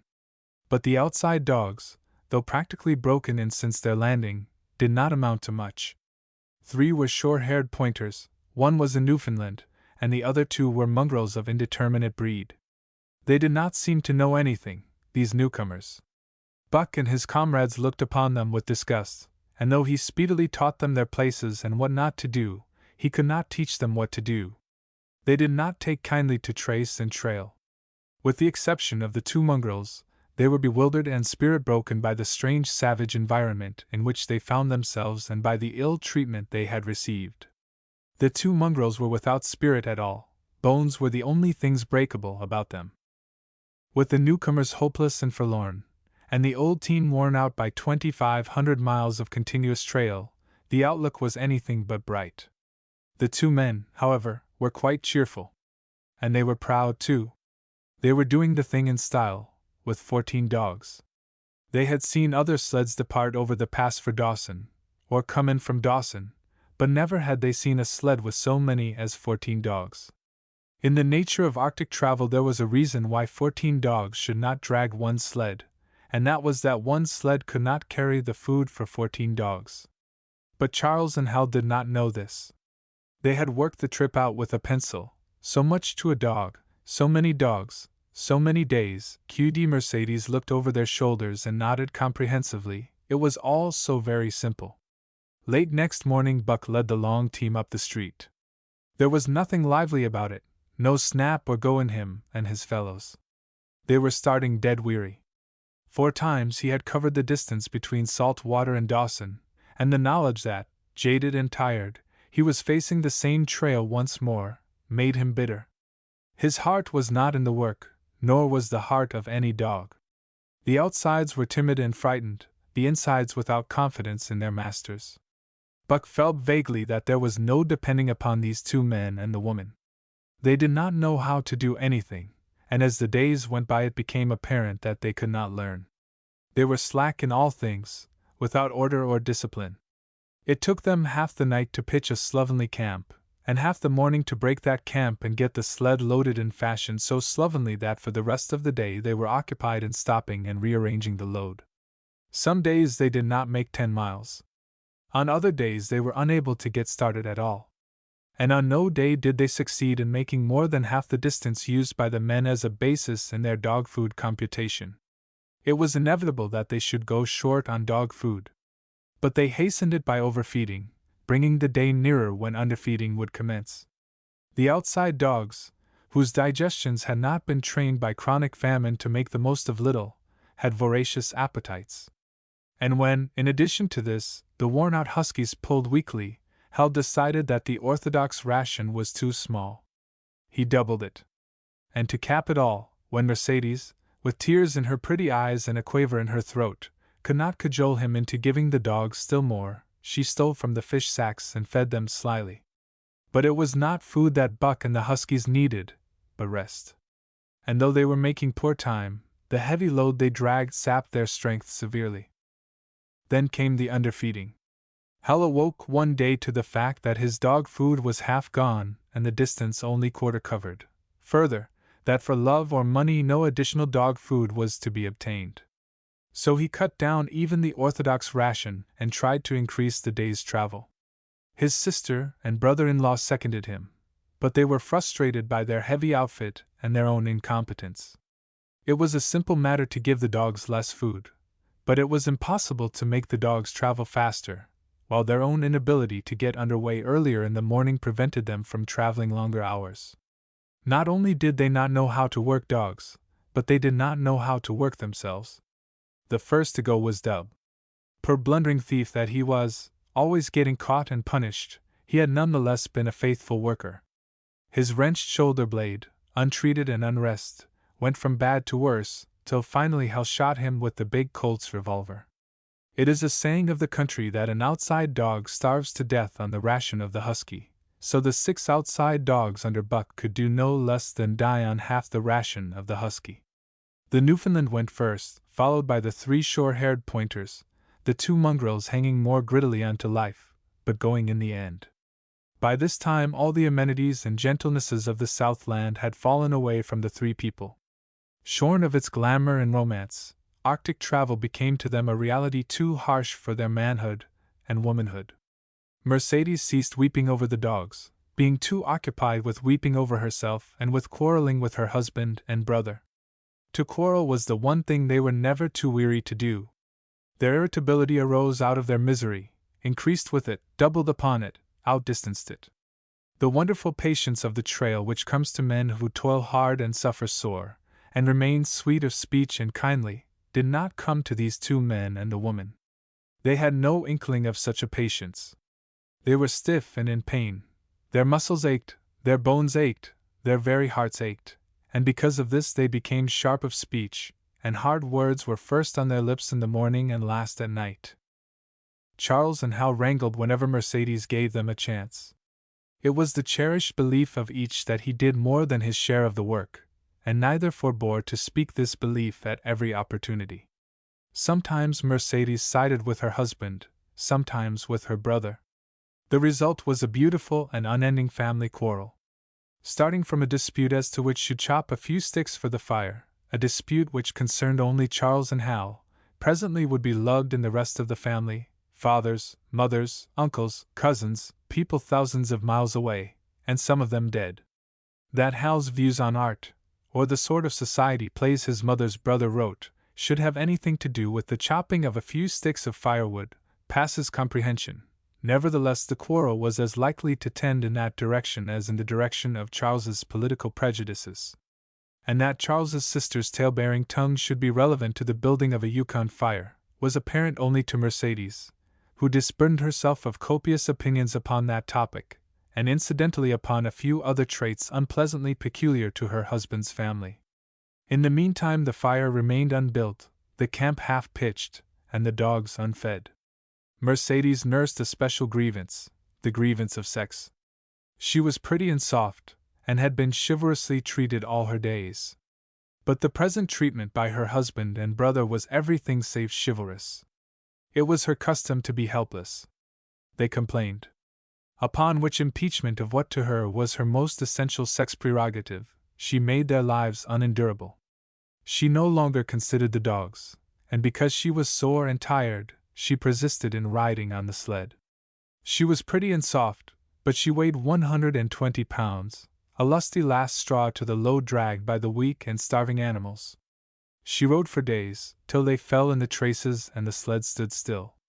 Charles and Hal begged her to get off and walk, pleaded with her, entreated, the while she wept and importuned heaven with a recital of their brutality. On one occasion they took her off the sled by main strength. They never did it again. She let her legs go limp like a spoiled child, and sat down on the trail. They went on their way, but she did not move. After they had traveled 3 miles they unloaded the sled, came back for her, and by main strength put her on the sled again. In the excess of their own misery they were callous to the suffering of their animals. Hal's theory, which he practiced on others, was that one must get hardened. He had started out preaching it to his sister and brother-in-law. Failing there, he hammered it into the dogs with a club. At the 5 fingers the dog food gave out, and a toothless old squaw offered to trade them a few pounds of frozen horsehide for the Colt's revolver that kept the big hunting knife company at Hal's hip. A poor substitute for food was this hide, just as it had been stripped from the starved horses of the cattlemen 6 months back. In its frozen state it was more like strips of galvanized iron, and when a dog wrestled it into his stomach it thawed into thin and innutritious leathery strings and into a mass of short hair, irritating and indigestible. And through it all Buck staggered along at the head of the team as in a nightmare. He pulled when he could no longer pull, he fell down, and remained down till blows from whip or club drove him to his feet again. All the stiffness and gloss had gone out of his beautiful furry coat. The hair hung down, limp and draggled, or matted with dried blood where Hal's club had bruised him. His muscles had wasted away to knotty strings, and the flesh pads had disappeared, so that each rib and every bone in his frame were outlined cleanly through the loose hide that was wrinkled in folds of emptiness. It was heartbreaking, only Buck's heart was unbreakable. The man in the red sweater had proved that. As it was with Buck, so was it with his mates. They were perambulating skeletons. There were 7 altogether, including him. In their very great misery they had become insensible to the bite of the lash or the bruise of the club. The pain of the beating was dull and distant, just as the things their eyes saw and their ears heard seemed dull and distant. They were not half living, or quarter living. They were simply so many bags of bones in which sparks of life fluttered faintly. When a halt was made, they dropped down in the traces like dead dogs, and the spark dimmed and paled and seemed to go out. And when the club or whip fell upon them, the spark fluttered feebly up, and they tottered to their feet and staggered on. There came a day when Billy, the good-natured, fell and could not rise. Hal had traded off his revolver, so he took the axe and knocked Billy on the head as he lay in the traces, then cut the carcass out of the harness and dragged it to one side. Buck saw, and his mates saw, and they knew that this thing was very close to them. On the next day Kuna went, and but 5 of them remained: Joe, too far gone to be malignant; Pike, crippled and limping, only half conscious and not conscious enough longer to malinger; Sol-leks, the one-eyed, still faithful to the toil of trace and trail, and mournful in that he had so little strength with which to pull; Teak, who had not traveled so far that winter, and who was now beaten more than the others because he was fresher; and Buck, still at the head of the team, but no longer enforcing discipline or striving to enforce it, blind with weakness half the time and keeping the trail by the loom of it and by the dim feel of his feet. It was beautiful spring weather, but neither dogs nor humans were aware of it. Each day the sun rose earlier and set later. It was dawn by 3 in the morning, and twilight lingered till 9 at night. The whole long day was a blaze of sunshine. The ghostly winter silence had given way to the great spring murmur of awakening life. This murmur arose from all the land, fraught with the joy of living. It came from the things that lived and moved again, things which had been as dead and which had not moved during the long months of frost. The sap was rising in the pines. The willows and aspens were bursting out in young buds. Shrubs and vines were putting on fresh garbs of green. Crickets sang in the nights, and in the days all manner of creeping, crawling things rustled forth into the sun. Partridges and woodpeckers were booming and knocking in the forest. Squirrels were chattering, birds singing, and overhead honked the wildfowl driving up from the south in cunning wedges that split the air. From every hill slope came the trickle of running water, the music of unseen fountains. All things were thawing, bending, snapping. The Yukon was straining to break loose the ice that bound it down. It ate away from beneath, the sun ate from above. Airholes formed, fissures sprang and spread apart, while thin sections of ice fell through bodily into the river. And amid all this bursting, rending, throbbing of awakening life, under the blazing sun and through the soft sighing breezes, like wayfarers to death, staggered the 2 men, the woman, and the huskies. With the dogs falling, Mercedes weeping and riding, Hal swearing innocuously, and Charles's eyes wistfully watering, they staggered into John Thornton's camp at the mouth of White River. When they halted, the dogs dropped down as though they had all been struck dead. Mercedes dried her eyes and looked at John Thornton. Charles sat down on a log to rest. He sat down very slowly and painstakingly, what of his great stiffness. Hal did the talking. John Thornton was whittling the last touches on an axe handle he had made from a stick of birch. He whittled and listened, gave monosyllabic replies, and when it was asked, terse advice. He knew the breed, and he gave his advice in the certainty that it would not be followed. They told us up above that the bottom was dropping out of the trail and that the best thing for us to do was to lay over, Hal said in response to Thornton's warning to take no more chances on the rotten ice. They told us we couldn't make White River, and here we are. This last with a sneering ring of triumph in it. And they told you true, John Thornton answered. The bottom's likely to drop out at any moment. Only fools, with the blind luck of fools, could have made it. I tell you straight, I wouldn't risk my carcass on that ice for all the gold in Alaska. That's because you're not a fool, I suppose, said Hal. All the same, we'll go on to Dawson. He uncoiled his whip. Get up there, Buck. Hi. Get up there. Mush on. Thornton went on whittling. It was idle, he knew, to get between a fool and his folly, while 2 or 3 fools more or less would not alter the scheme of things. But the team did not get up at the command. It had long since passed into the stage where blows were required to rouse it. The whip flashed out, here and there, on its merciless errands. John Thornton compressed his lips. Sol-leks was the first to crawl to his feet. Teak followed. Joe came next, yelping with pain. Pike made painful efforts. Twice he fell over, when half up, and on the 3rd attempt managed to rise. Buck made no effort. He lay quietly where he had fallen. The lash bit into him again and again, but he neither whined nor struggled. Several times Thornton started, as though to speak, but changed his mind. A moisture came into his eyes, and, as the whipping continued, he arose and walked irresolutely up and down. This was the first time Buck had failed, in itself a sufficient reason to drive Hal into a rage. He exchanged the whip for the customary club. Buck refused to move under the rain of heavier blows which now fell upon him. Like his mates, he was barely able to get up, but unlike them, he had made up his mind not to get up. He had a vague feeling of impending doom. This had been strong upon him when he pulled into the bank, and it had not departed from him. What of the thin and rotten ice he had felt under his feet all day? It seemed that he sensed disaster close at hand, out there ahead on the ice where his master was trying to drive him. He refused to stir. So greatly had he suffered, and so far gone was he, that the blows did not hurt much. And as they continued to fall upon him, the spark of life within flickered and went down. It was nearly out. He felt strangely numb. As though from a great distance, he was aware that he was being beaten. The last sensations of pain left him. He no longer felt anything, though very faintly he could hear the impact of the club upon his body. But it was no longer his body, it seemed so far away. And then, suddenly, without warning, uttering a cry that was inarticulate and more like the cry of an animal, John Thornton sprang upon the man who wielded the club. Hal was hurled backward, as though struck by a falling tree. Mercedes screamed. Charles looked on wistfully, wiped his watery eyes, but did not get up because of his stiffness. John Thornton stood over Buck, struggling to control himself, too convulsed with rage to speak. "If you strike that dog again, I'll kill you," he at last managed to say in a choking voice. "It's my dog," Hal replied, wiping the blood from his mouth as he came back. "Get out of my way, or I'll fix you.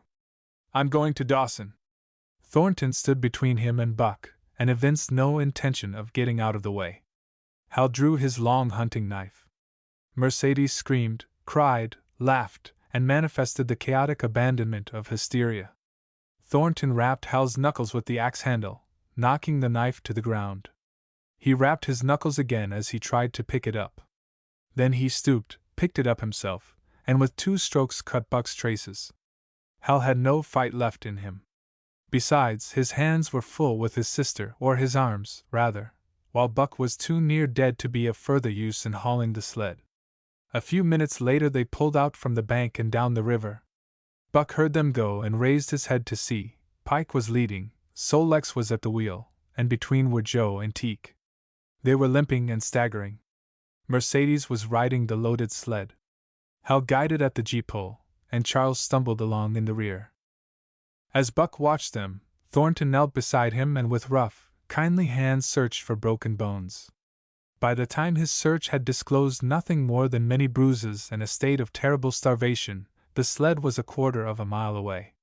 Dog and man watched it crawling along over the ice. Suddenly, they saw its back end drop down, as into a rut, and the gee-pole, with Hal clinging to it, jerk into the air. Mercedes's scream came to their ears.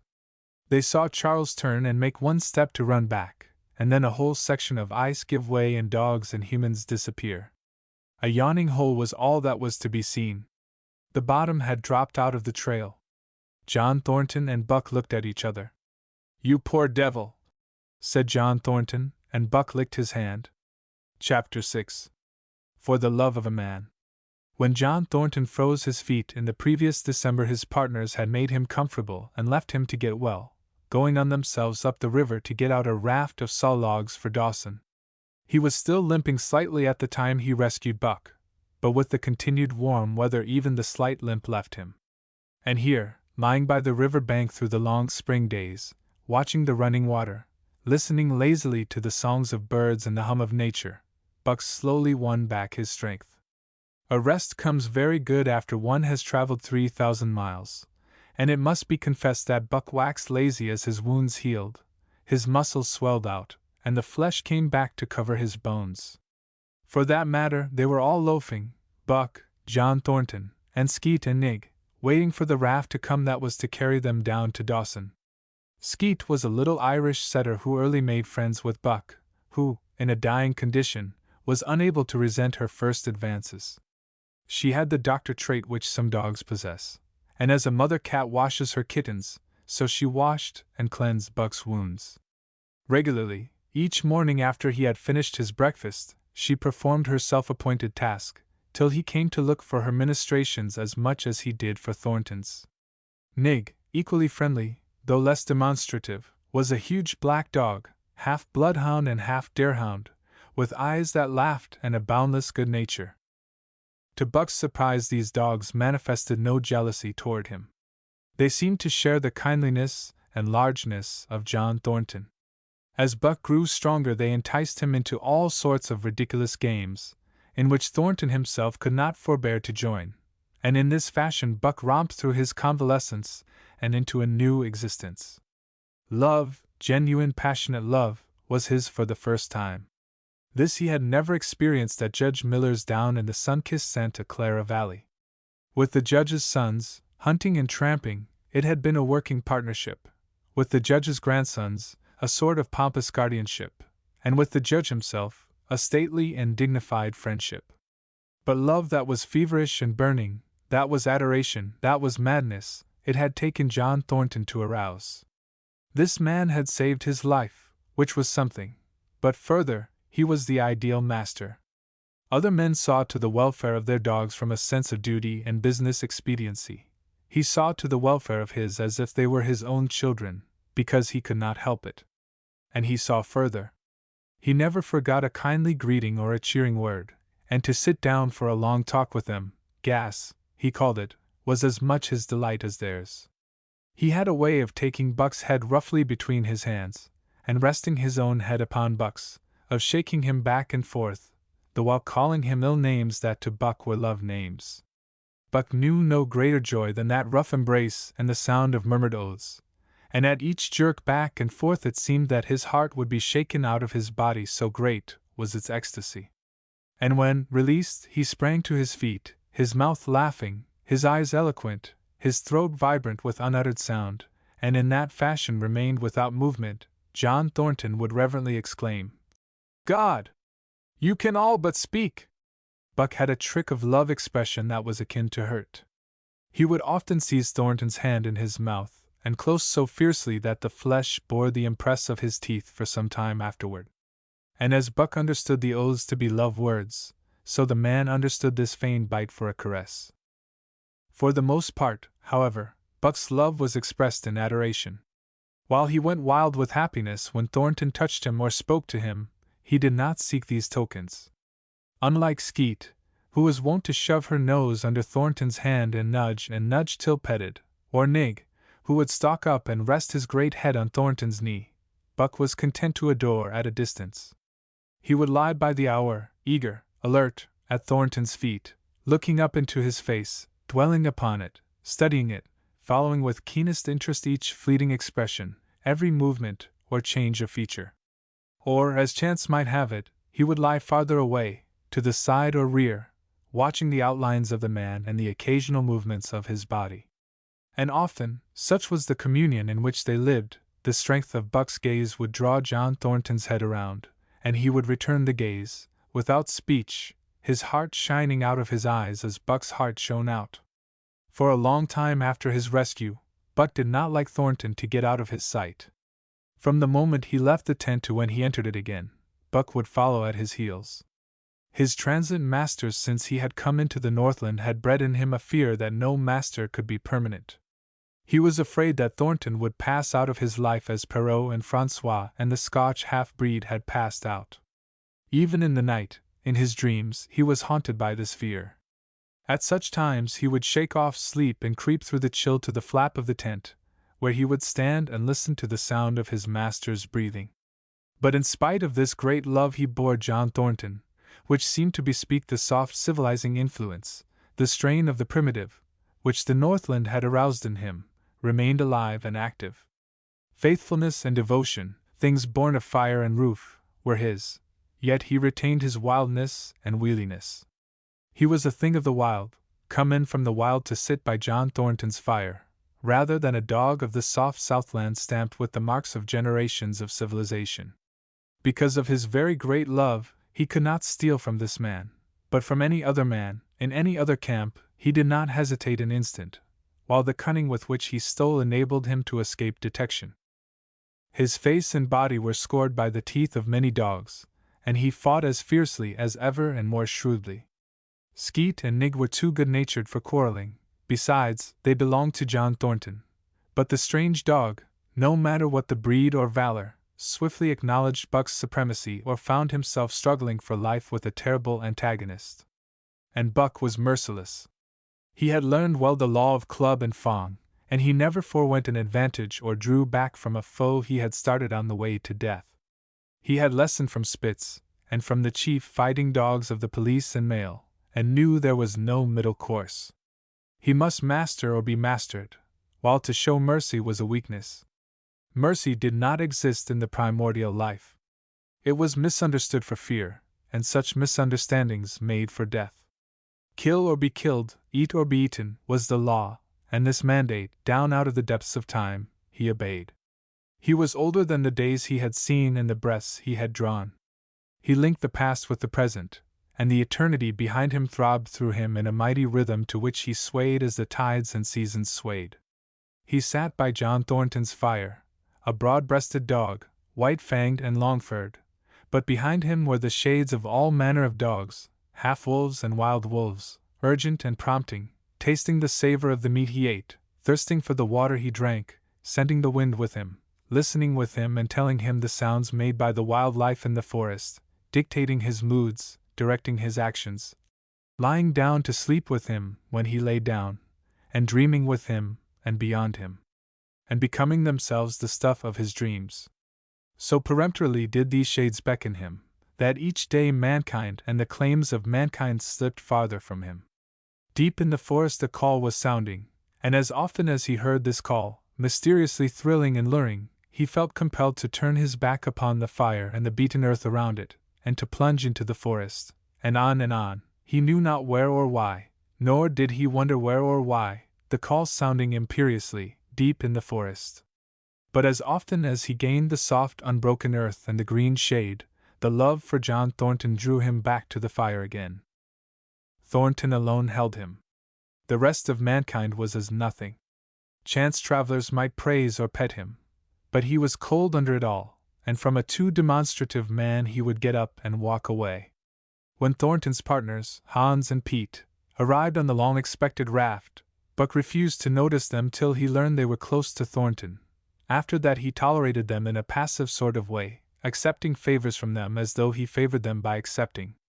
They were of the same large type as Thornton, living close to the earth, thinking simply and seeing clearly, and ere they swung the raft into the big eddy by the sawmill at Dawson, they understood Buck and his ways, and did not insist upon an intimacy such as obtained with Skeet and Nig. For Thornton, however, his love seemed to grow and grow. He, alone among men, could put a pack upon Buck's back in the summer traveling. Nothing was too great for Buck to do, when Thornton commanded. One day, they had grub-staked themselves from the proceeds of the raft and left Dawson for the headwaters of the Tananal. The men and dogs were sitting on the crest of a cliff which fell away, straight down, to naked bedrock 300 feet below. John Thornton was sitting near the edge, Buck at his shoulder. A thoughtless whim seized Thornton, and he drew the attention of Hans and Pete to the experiment he had in mind. "Jump, Buck!" he commanded, sweeping his arm out and over the chasm. The next instant he was grappling with Buck on the extreme edge, while Hans and Pete were dragging them back into safety. "It's uncanny," Pete said, after it was over and they had caught their speech. Thornton shook his head. "No, it is splendid, and it is terrible, too. Do you know, it sometimes makes me afraid. I'm not hankering to be the man that lays hands on you while he's around," Pete announced conclusively, nodding his head toward Buck. "Py jingo," was Hans's contribution. "Not mineself either." It was at Circle City, ere the year was out, that Pete's apprehensions were realized. Black Burton, a man evil-tempered and malicious, had been picking a quarrel with a tenderfoot at the bar, when Thornton stepped good-naturedly between.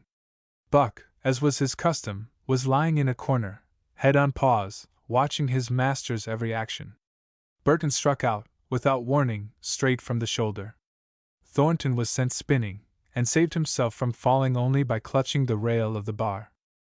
Those who were looking on heard what was neither bark nor yelp, but a something which is best described as a roar, and they saw Buck's body rise up in the air as he left the floor for Burton's throat.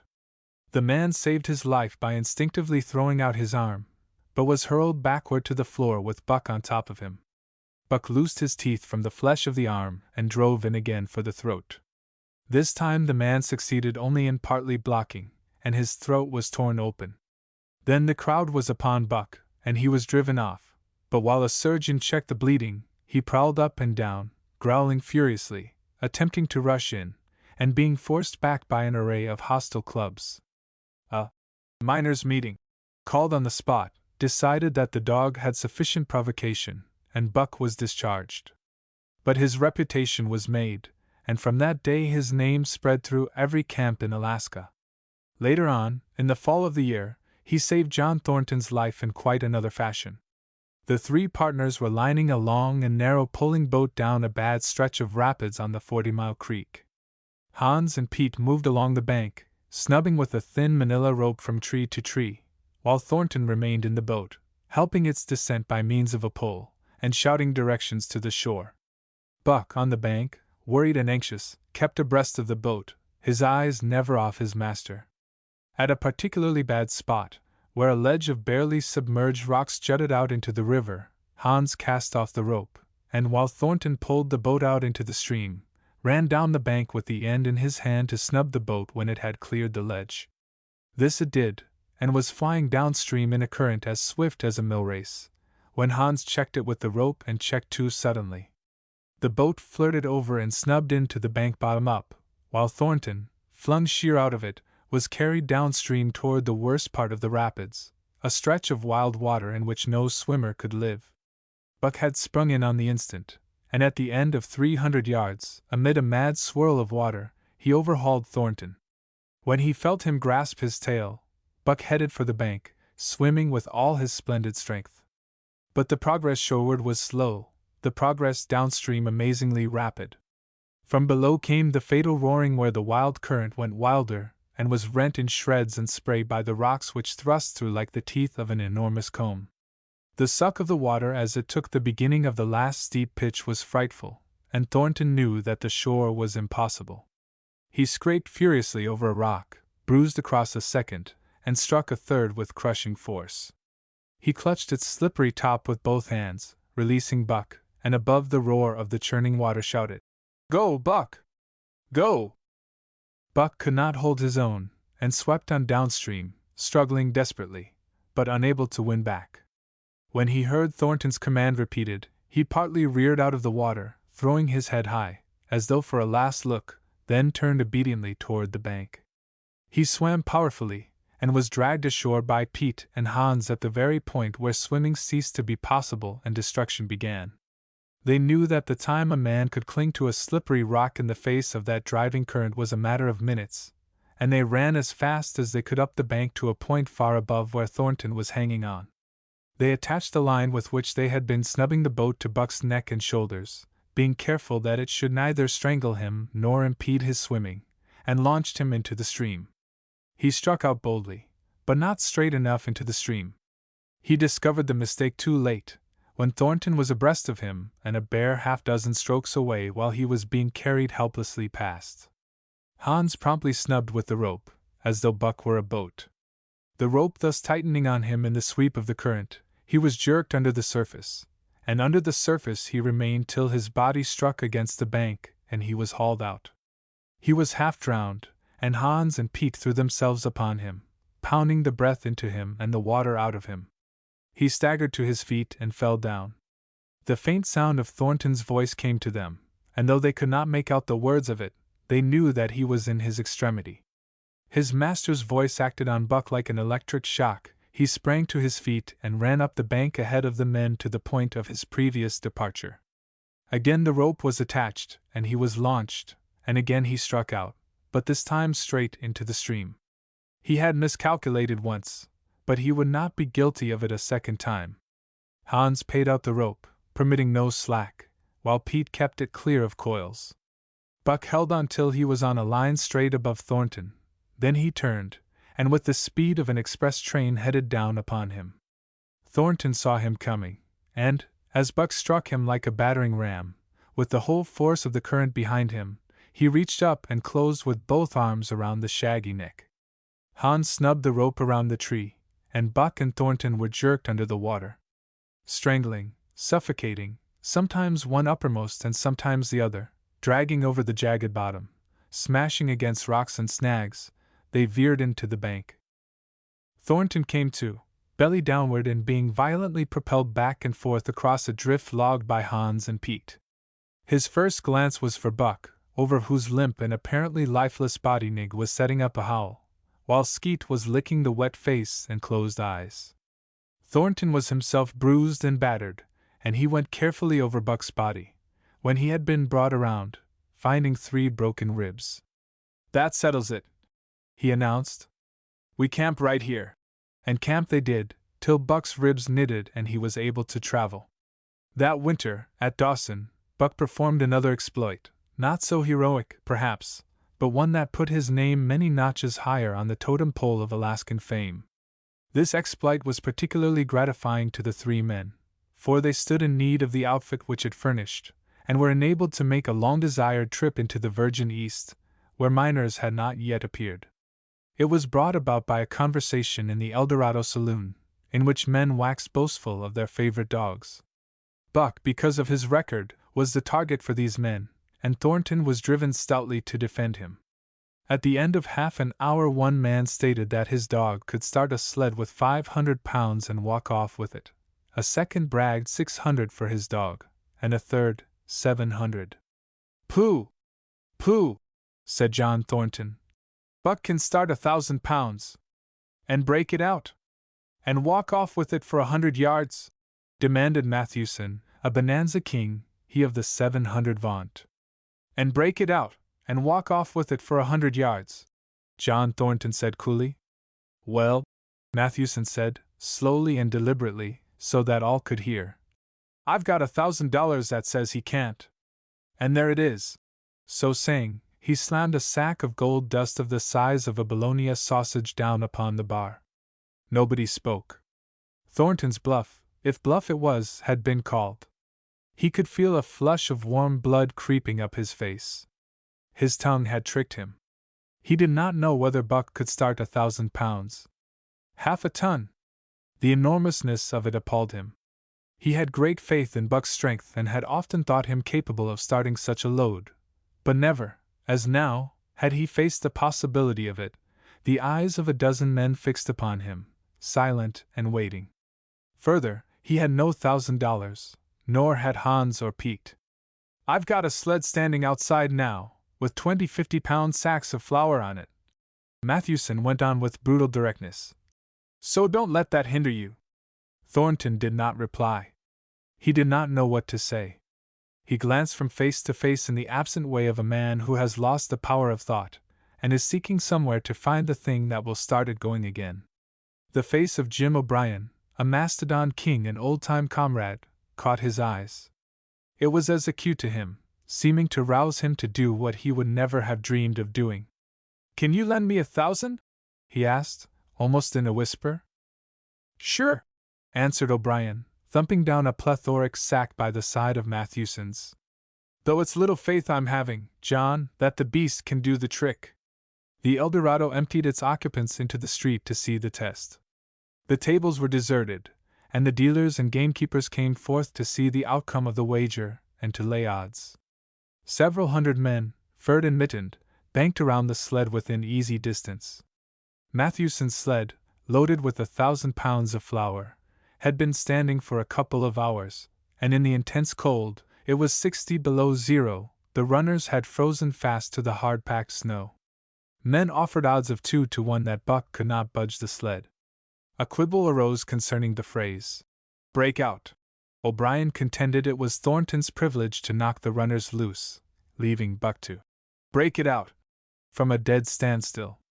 Mathewson insisted that the phrase included breaking the runners from the frozen grip of the snow.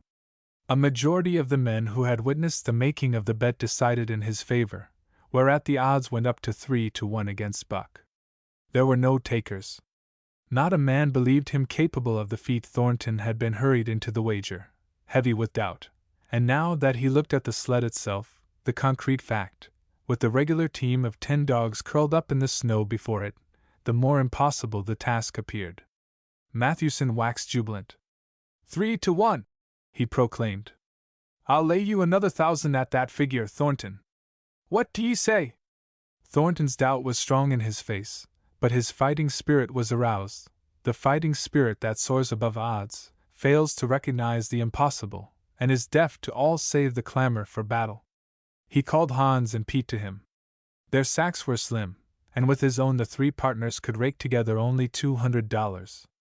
In the ebb of their fortunes, this sum was their total capital, yet they laid it unhesitatingly against Matthewson's 600. The team of 10 dogs was unhitched, and Buck, with his own harness, was put into the sled. He had caught the contagion of the excitement, and he felt that in some way he must do a great thing for John Thornton. Murmurs of admiration at his splendid appearance went up. He was in perfect condition, without an ounce of superfluous flesh, and the 150 pounds that he weighed were so many pounds of grit and virility.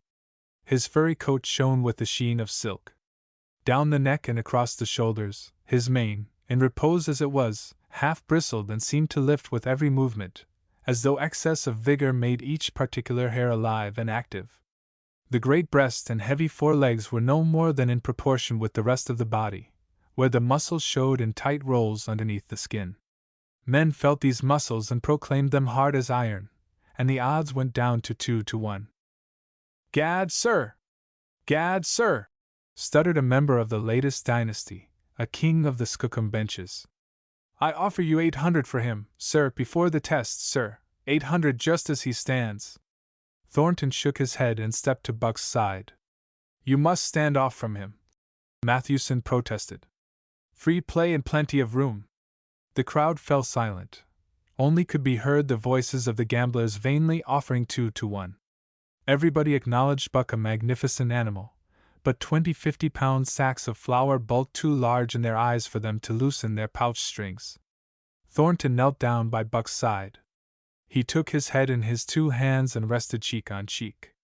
He did not playfully shake him, as was his wont, or murmur soft love curses, but he whispered in his ear. "As you love me, Buck! As you love me!" was what he whispered. Buck whined with suppressed eagerness. The crowd was watching curiously. The affair was growing mysterious. It seemed like a conjuration. As Thornton got to his feet, Buck seized his mittened hand between his jaws, pressing in with his teeth and releasing slowly, half reluctantly. It was the answer, in terms, not of speech, but of love. Thornton stepped well back. "Now, Buck," he said. Buck tightened the traces, then slacked them for a matter of several inches. It was the way he had learned. "Gee!" Thornton's voice rang out, sharp in the tense silence. Buck swung to the right, ending the movement in a plunge that took up the slack and with a sudden jerk arrested his 150 pounds. The load quivered, and from under the runners arose a crisp crackling. "Haw!" Thornton commanded. Buck duplicated the maneuver, this time to the left. The crackling turned into a snapping, the sled pivoting and the runners slipping and grating several inches to the side. The sled was broken out. Men were holding their breaths, intensely unconscious of the fact. "Now, mush!" Thornton's command cracked out like a pistol shot. Buck threw himself forward, tightening the traces with a jarring lunge. His whole body was gathered compactly together in the tremendous effort, the muscles writhing and knotting like live things under the silky fur.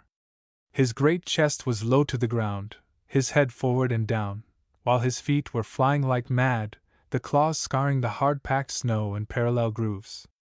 The sled swayed and trembled, half started forward. One of his feet slipped, and one man groaned aloud. Then the sled lurched ahead in what appeared a rapid succession of jerks, though it never really came to a dead stop again. Half an inch, 2 inches, the jerks perceptibly diminished. As the sled gained momentum, he caught them up, till it was moving steadily along. Men gasped and began to breathe again, unaware that for a moment they had ceased to breathe. Thornton was running behind, encouraging Buck with short, cheery words. The distance had been measured off, and as he neared the pile of firewood which marked the end of the 100 yards, a cheer began to grow and grow, which burst into a roar as he passed the firewood and halted at command. Every man was tearing himself loose, even Matthewson. Hats and mittens were flying in the air. Men were shaking hands, it did not matter with whom, and bubbling over in a general incoherent babble. But Thornton fell on his knees beside Buck. Head was against head, and he was shaking him back and forth. Those who hurried up heard him cursing Buck, and he cursed him long and fervently, and softly and lovingly. "Gad, sir! Gad, sir!" spluttered the Skookum Bench King. "I'll give you 1,000 for him, sir, 1,000, sir, 1,200, sir." Thornton rose to his feet. His eyes were wet. The tears were streaming frankly down his cheeks. "Sir," he said to the Skookum Bench King. "No, sir. You can go to hell, sir. It's the best I can do for you, sir." Buck seized Thornton's hand in his teeth. Thornton shook him back and forth. As though animated by a common impulse, the onlookers drew back to a respectful distance, nor were they again indiscreet enough to interrupt. Chapter 7. The Sounding of the Call. When Buck earned $1,600 in 5 minutes for John Thornton, he made it possible for his master to pay off certain debts and to journey with his partners into the East after a fabled lost mine, the history of which was as old as the history of the country. Many men had sought it, few had found it, and more than a few there were who had never returned from the quest. This lost mine was steeped in tragedy and shrouded in mystery. No one knew of the first man. The oldest tradition stopped before it got back to him. From the beginning there had been an ancient and ramshackle cabin. Dying men had sworn to it, and to the mine the site of which it marked, clinching their testimony with nuggets that were unlike any known grade of gold in the Northland. But no living man had looted this treasure house, and the dead were dead, wherefore John Thornton and Pete and Hans, with Buck and half a dozen other dogs, faced into the East on an unknown trail to achieve where men and dogs as good as themselves had failed. They sled 70 miles up the Yukon, swung to the left into the Stewart River, past the Mayo and the McQuestion, and held on until the Stewart itself became a streamlet, threading the upstanding peaks which marked the backbone of the continent. John Thornton asked little of man or nature. He was unafraid of the wild. With a handful of salt and a rifle he could plunge into the wilderness and fare wherever he pleased and as long as he pleased. Being in no haste, Indian fashion, he hunted his dinner in the course of the day's travel, and if he failed to find it, like the Indian, he kept on traveling, secure in the knowledge that sooner or later he would come to it. So, on this great journey into the East, straight meat was the bill of fare, ammunition and tools principally made up the load on the sled, and the time card was drawn upon the limitless future. To Buck it was boundless delight, this hunting, fishing, and indefinite wandering through strange places. For weeks at a time they would hold on steadily, day after day, and for weeks upon end they would camp, here and there, the dogs loafing and the men burning holes through frozen muck and gravel and washing countless pans of dirt by the heat of the fire. Sometimes they went hungry, sometimes they feasted riotously, all according to the abundance of game and the fortune of hunting. Summer arrived, and dogs and men packed on their backs, rafted across blue mountain lakes, and descended or ascended unknown rivers in slender boats whipsawed from the standing forest. The months came and went, and back and forth they twisted through the uncharted vastness, where no men were and yet where men had been if the lost cabin were true. They went across divides in summer blizzards, shivered under the midnight sun on naked mountains between the timber line and the eternal snows, dropped into summer valleys amid swarming gnats and flies, and in the shadows of glaciers picked strawberries and flowers as ripe and fair as any the Southland could boast. In the fall of the year they penetrated a weird lake country, sad and silent, where wildfowl had been, but where then there was no life nor sign of life, only the blowing of chill winds, the forming of ice in sheltered places, and the melancholy rippling of waves on lonely beaches. And through another winter they wandered on the obliterated trails of men who had gone before. Once they came upon a path blazed through the forest, an ancient path, and the lost cabin seemed very near. But the path began nowhere and ended nowhere, and it remained mystery, as the man who made it and the reason he made it remained mystery. Another time they chanced upon the time-graven wreckage of a hunting lodge, and amid the shreds of rotted blankets John Thornton found a long-barreled flintlock. He knew it for a Hudson Bay Company gun of the young days in the Northwest, when such a gun was worth its height in beaver skins packed flat, and that was all, no hint as to the man who in an early day had reared the lodge and left the gun among the blankets. Spring came on once more, and at the end of all their wandering they found, not the lost cabin, but a shallow placer in a broad valley where the gold showed like yellow butter across the bottom of the washing pan. They sought no farther. Each day they worked earned them thousands of dollars in clean dust and nuggets, and they worked every day.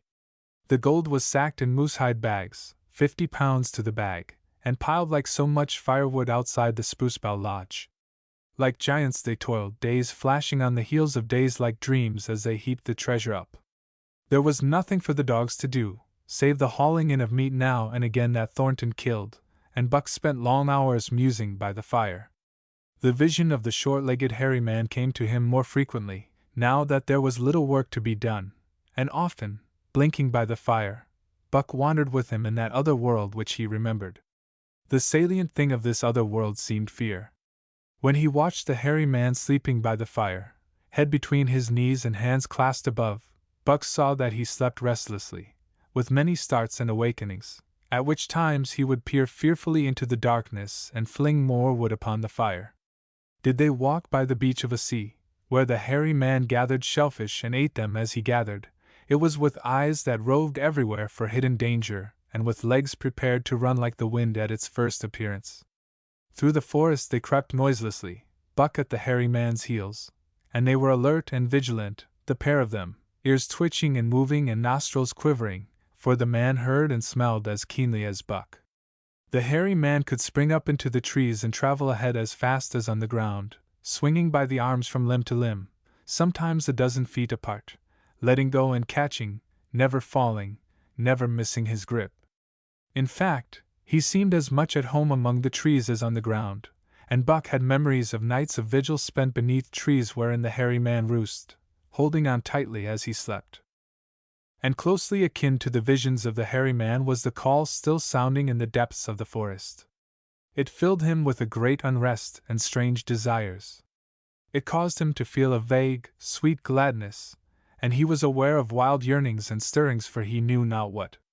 Sometimes he pursued the call into the forest, looking for it as though it were a tangible thing, barking softly or defiantly, as the mood might dictate. He would thrust his nose into the cool wood moss, or into the black soil where long grasses grew, and snort with joy at the fat earth smells, or he would crouch for hours, as if in concealment, behind fungus-covered trunks of fallen trees, wide-eyed and wide-eared to all that moved and sounded about him. It might be, lying thus, that he hoped to surprise this call he could not understand. But he did not know why he did these various things. He was impelled to do them, and did not reason about them at all. Irresistible impulses seized him. He would be lying in camp, dozing lazily in the heat of the day, when suddenly his head would lift, and his ears cock up, intent and listening, and he would spring to his feet and dash away, and on, for hours, through the forest aisles and across the open spaces where the niggerheads bunched. He loved to run down dry watercourses, and to creep and spy upon the bird life in the woods. For a day at a time he would lie in the underbrush where he could watch the partridges drumming and strutting up and down. But especially he loved to run in the dim twilight of the summer midnights, listening to the subdued and sleepy murmurs of the forest, reading signs and sounds as man may read a book, and seeking for the mysterious something that called, waking or sleeping, at all times, for him to come. One night he sprang from sleep with a start, eager-eyed, nostrils quivering and scenting, his mane bristling in recurrent waves. From the forest came the call, or one note of it, for the call was many-noted, distinct and definite as never before, a long-drawn howl, like yet unlike any noise made by husky dog. And he knew it, in the old familiar way, as a sound heard before. He sprang through the sleeping camp and in swift silence dashed through the woods. As he drew closer to the cry he went more slowly, with caution in every movement, till he came to an open place among the trees, and looking out saw, erect on haunches, with nose pointed to the sky, a long, lean timber wolf. He had made no noise, yet it ceased from its howling and tried to sense his presence. Buck stalked into the open, half crouching, body gathered compactly together, tail straight and stiff, feet falling with unwonted care. Every movement advertised commingled threatening and overture of friendliness. It was the menacing truce that marks the meeting of wild beasts that prey. But the wolf fled at sight of him. He followed, with wild leapings, in a frenzy to overtake. He ran him into a blind channel, in the bed of the creek where a timber jam barred the way. The wolf whirled about, pivoting on his hind legs after the fashion of Joe and of all cornered husky dogs, snarling and bristling, clipping his teeth together in a continuous and rapid succession of snaps. Buck did not attack, but circled him about and hedged him in with friendly advances. The wolf was suspicious and afraid, for Buck made 3 of him in weight, while his head barely reached Buck's shoulder. Watching his chance, he darted away, and the chase was resumed. Time and again he was cornered, and the thing repeated, though he was in poor condition, or Buck could not so easily have overtaken him. He would run till Buck's head was even with his flank, when he would whirl around at bay, only to dash away again at the first opportunity. But in the end Buck's pertinacity was rewarded, for the wolf, finding that no harm was intended, finally sniffed noses with him. Then they became friendly, and played about in the nervous, half-coy way with which fierce beasts belie their fierceness. After some time of this the wolf started off at an easy lope in a manner that plainly showed he was going somewhere. He made it clear to Buck that he was to come, and they ran side by side through the somber twilight, straight up the creek bed, into the gorge from which it issued, and across the bleak divide where it took its rise. On the opposite slope of the watershed they came down into a level country where were great stretches of forest and many streams, and through these great stretches they ran steadily, hour after hour, the sun rising higher and the day growing warmer. Buck was wildly glad. He knew he was at last answering the call, running by the side of his wood brother toward the place from where the call surely came. Old memories were coming upon him fast, and he was stirring to them as of old he stirred to the realities of which they were the shadows. He had done this thing before, somewhere in that other and dimly remembered world, and he was doing it again, now, running free in the open, the unpacked earth underfoot, the wide sky overhead. They stopped by a running stream to drink, and stopping, Buck remembered John Thornton. He sat down.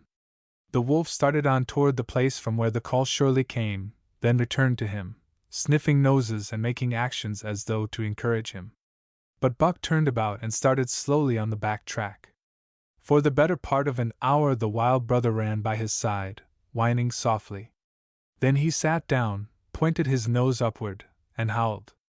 It was a mournful howl, and as Buck held steadily on his way he heard it grow faint and fainter until it was lost in the distance. John Thornton was eating dinner when Buck dashed into camp and sprang upon him in a frenzy of affection, overturning him, scrambling upon him, licking his face, biting his hand. Playing the general tomfool, as John Thornton characterized it, the while he shook Buck back and forth and cursed him lovingly. For 2 days and nights Buck never left camp, never let Thornton out of his sight. He followed him about at his work, watched him while he ate, saw him into his blankets at night, and out of them in the morning. But after 2 days the call in the forest began to sound more imperiously than ever. Buck's restlessness came back on him, and he was haunted by recollections of the wild brother, and of the smiling land beyond the divide and the run side by side through the wide forest stretches. Once again he took to wandering in the woods, but the wild brother came no more, and though he listened through long vigils, the mournful howl was never raised. He began to sleep out at night, staying away from camp for days at a time, and once he crossed the divide at the head of the creek and went down into the land of timber and streams. There he wandered for a week, seeking vainly for fresh sign of the wild brother, killing his meat as he traveled and traveling with the long, easy lope that seems never to tire. He fished for salmon in a broad stream that emptied somewhere into the sea, and by this stream he killed a large black bear, blinded by the mosquitoes while likewise fishing, and raging through the forest helpless and terrible. Even so, it was a hard fight, and it aroused the last latent remnants of Buck's ferocity. And 2 days later, when he returned to his kill and found a dozen wolverines quarreling over the spoil, he scattered them like chaff, and those that fled left 2 behind who would quarrel no more. The blood-longing became stronger than ever before. He was a killer, a thing that preyed, living on the things that lived, unaided, alone, by virtue of his own strength and prowess, surviving triumphantly in a hostile environment where only the strong survived. Because of all this, he became possessed of a great pride in himself, which communicated itself like a contagion to his physical being.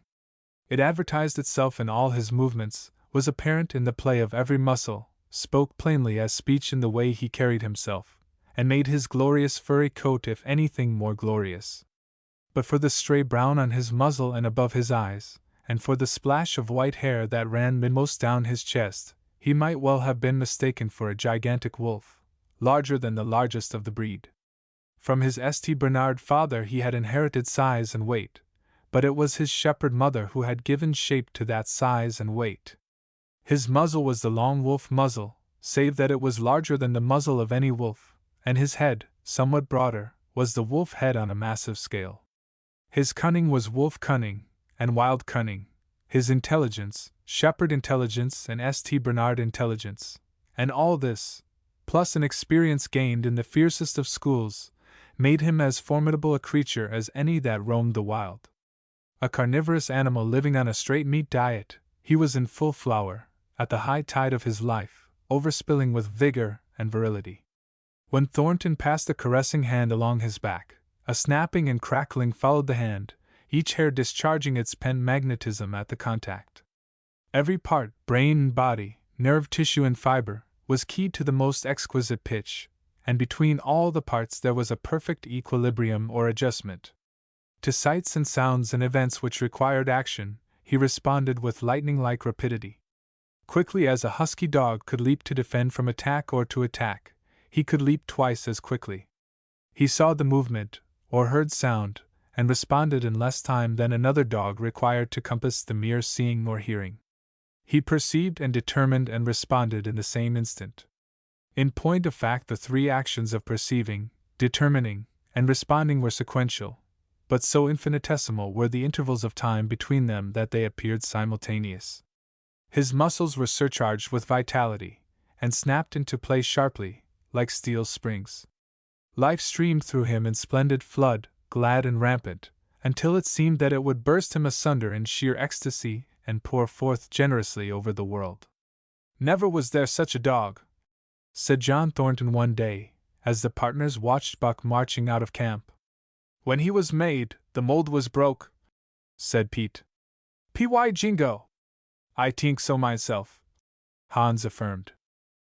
They saw him marching out of camp, but they did not see the instant and terrible transformation which took place as soon as he was within the secrecy of the forest. He no longer marched. At once he became a thing of the wild, stealing along softly, cat-footed, a passing shadow that appeared and disappeared among the shadows. He knew how to take advantage of every cover, to crawl on his belly like a snake, and like a snake to leap and strike. He could take a ptarmigan from its nest, kill a rabbit as it slept, and snap in mid-air the little chipmunks fleeing a second too late for the trees. Fish, in open pools, were not too quick for him, nor were beaver, mending their dams, too wary. He killed to eat, not from wantonness, but he preferred to eat what he killed himself. So a lurking humor ran through his deeds, and it was his delight to steal upon the squirrels, and when he all but had them, to let them go, chattering in mortal fear to the treetops. As the fall of the year came on, the moose appeared in greater abundance, moving slowly down to meet the winter in the lower and less rigorous valleys. Buck had already dragged down a stray part-grown calf, but he wished strongly for larger and more formidable quarry, and he came upon it one day on the divide at the head of the creek. A band of 20 moose had crossed over from the land of streams and timber, and chief among them was a great bull. He was in a savage temper, and standing over 6 feet from the ground, was as formidable an antagonist as even Buck could desire. Back and forth the bull tossed his great palmate antlers, branching to 14 points and embracing 7 feet within the tips. His small eyes burned with a vicious and bitter light, while he roared with fury at sight of Buck. From the bull's side, just forward of the flank, protruded a feathered arrow end, which accounted for his savageness. Guided by that instinct which came from the old hunting days of the primordial world, Buck proceeded to cut the bull out from the herd. It was no slight task. He would bark and dance about in front of the bull, just out of reach of the great antlers and of the terrible splay hoofs which could have stamped his life out with a single blow. Unable to turn his back on the fang danger and go on, the bull would be driven into paroxysms of rage. At such moments he charged Buck, who retreated craftily, luring him on by a simulated inability to escape. But when he was thus separated from his fellows, 2 or 3 of the younger bulls would charge back upon Buck and enable the wounded bull to rejoin the herd. There is a patience of the wild, dogged, tireless, persistent as life itself, that holds motionless for endless hours the spider in its web, the snake in its coils, the panther in its ambuscade. This patience belongs peculiarly to life when it hunts its living food, and it belonged to Buck as he clung to the flank of the herd, retarding its march, irritating the young bulls, worrying the cows with their half-grown calves, and driving the wounded bull mad with helpless rage. For half a day this continued. Buck multiplied himself, attacking from all sides, enveloping the herd in a whirlwind of menace, cutting out his victim as fast as it could rejoin its mates, wearing out the patience of creatures preyed upon, which is a lesser patience than that of creatures preying. As the day wore along and the sun dropped to its bed in the northwest, the darkness had come back and the fall nights were 6 hours long. The young bulls retraced their steps more and more reluctantly to the aid of their beset leader. The downcoming winter was harrying them on to the lower levels, and it seemed they could never shake off this tireless creature that held them back. Besides, it was not the life of the herd, or of the young bulls, that was threatened. The life of only one member was demanded, which was a remoter interest than their lives, and in the end they were content to pay the toll. As twilight fell, the old bull stood with lowered head, watching his mates, the cows he had known, the calves he had fathered, the bulls he had mastered, as they shambled on at a rapid pace through the fading light. He could not follow, for before his nose leaped the merciless fang terror that would not let him go. 300 weight, more than half a ton he weighed. He had lived a long, strong life, full of fight and struggle, and at the end he faced death at the teeth of a creature whose head did not reach beyond his great knuckled knees. From then on, night and day, Buck never left his prey, never gave it a moment's rest, never permitted it to browse the leaves of trees or the shoots of young birch and willow. Nor did he give the wounded bull opportunity to slake his burning thirst in the slender trickling streams they crossed. Often, in desperation, he burst into long stretches of flight.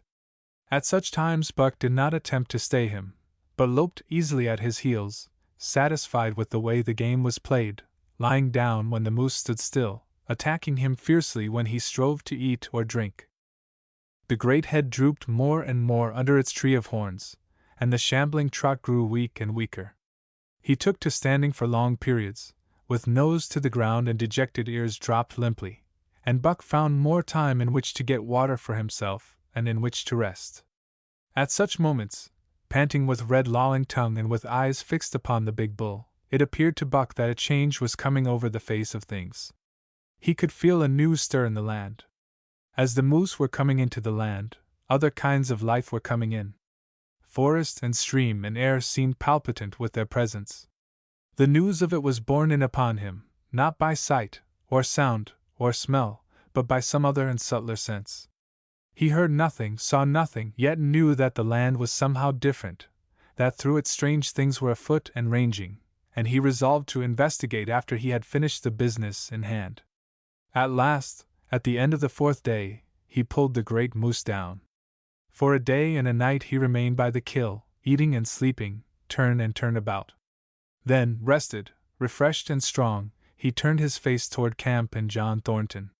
He broke into the long easy lope, and went on, hour after hour, never at loss for the tangled way, heading straight home through strange country with a certitude of direction that put man and his magnetic needle to shame. As he held on he became more and more conscious of the new stir in the land. There was life abroad in it different from the life which had been there throughout the summer. No longer was this fact borne in upon him in some subtle, mysterious way.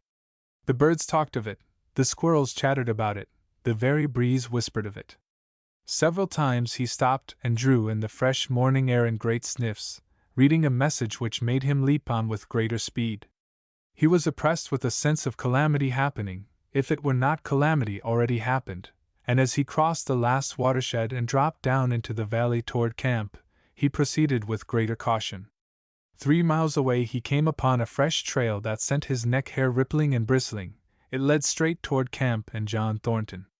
Buck hurried on, swiftly and stealthily, every nerve straining and tense, alert to the multitudinous details which told a story, all but the end. His nose gave him a varying description of the passage of the life on the heels of which he was traveling.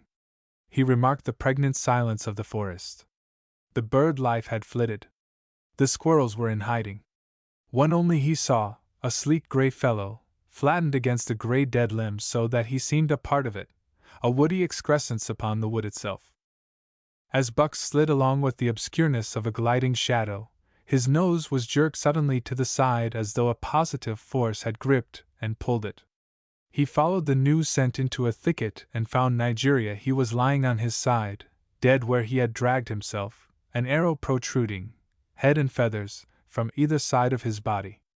100 yards farther on, Buck came upon one of the sled dogs Thornton had bought in Dawson. This dog was thrashing about in a death struggle, directly on the trail, and Buck passed around him without stopping. From the camp came the faint sound of many voices, rising and falling in a sing-song chant. Bellying forward to the edge of the clearing, he found Hans, lying on his face, feathered with arrows like a porcupine. At the same instant Buck peered out where the spruce bough lodge had been, and saw what made his hair leap straight up on his neck and shoulders. A gust of overpowering rage swept over him. He did not know that he growled, but he growled aloud with a terrible ferocity. For the last time in his life he allowed passion to usurp cunning and reason, and it was because of his great love for John Thornton that he lost his head. The Yehats were dancing about the wreckage of the Spruce Bough Lodge when they heard a fearful roaring and saw rushing upon them an animal the like of which they had never seen before. It was Buck, a live hurricane of fury, hurling himself upon them in a frenzy to destroy. He sprang at the foremost man. It was the chief of the Yehats, ripping the throat wide open till the rent jugular spouted a fountain of blood. He did not pause to worry the victim, but ripped in passing, with the next bound tearing wide the throat of a second man. There was no withstanding him. He plunged about in their very midst, tearing, rending, destroying, in constant and terrific motion which defied the arrows they discharged at him. In fact, so inconceivably rapid were his movements, and so closely were the Indians tangled together, that they shot one another with the arrows, and one young hunter, hurling a spear at Buck in mid-air, drove it through the chest of another hunter with such force that the point broke through the skin of the back and stood out beyond. Then a panic seized the Yehats, and they fled in terror to the woods, proclaiming as they fled the advent of the evil spirit. And truly Buck was the fiend incarnate, raging at their heels and dragging them down like deer as they raced through the trees. It was a fateful day for the Yehats. They scattered far and wide over the country, and it was not till a week later that the last of the survivors gathered together in a lower valley and counted their losses. As for Buck, wearying of the pursuit, he returned to the desolated camp. He found Pete where he had been killed in his blankets in the first moment of surprise. Thornton's desperate struggle was fresh written on the earth, and Buck scented every detail of it down to the edge of a deep pool. By the edge, head and 4 feet in the water, lay Skeet, faithful to the last. The pool itself, muddy and discolored from the sluice boxes, effectually hid what it contained, and it contained John Thornton, for Buck followed his trace into the water, from which no trace led away. All day Buck brooded by the pool or roamed restlessly about the camp. Death, as a cessation of movement, as a passing out and away from the lives of the living, he knew, and he knew John Thornton was dead. It left a great void in him, somewhat akin to hunger, but a void which ached, and which food could not fill. At times, when he paused to contemplate the carcasses of the Yehats, he forgot the pain of it, and at such times he was aware of a great pride in himself, a pride greater than any he had yet experienced. He had killed man, the noblest game of all, and he had killed in the face of the law of club and fang. He sniffed the bodies curiously. They had died so easily. It was harder to kill a husky dog than them. They were no match at all, were it not for their arrows and spears and clubs. Thenceforward he would be unafraid of them except when they bore in their hands their arrows, spears, and clubs. Night came on, and a full moon rose high over the trees into the sky, lighting the land till it lay bathed in ghostly day.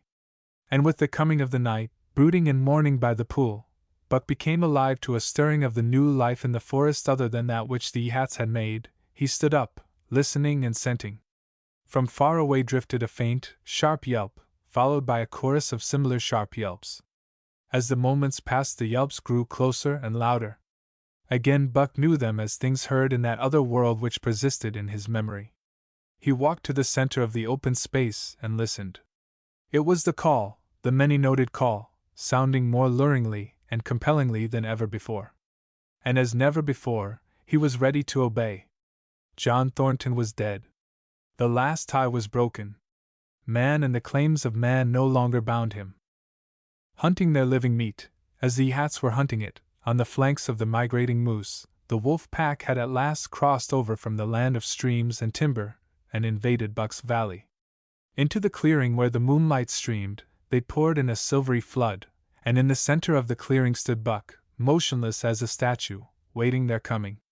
They were awed, so still and large he stood, and a moment's pause fell, till the boldest one leaped straight for him. Like a flash Buck struck, breaking the neck. Then he stood, without movement, as before, the stricken wolf rolling in agony behind him.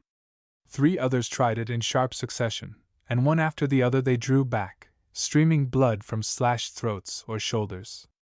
This was sufficient to fling the whole pack forward, pell-mell, crowded together, blocked and confused by its eagerness to pull down the prey. Buck's marvelous quickness and agility stood him in good stead.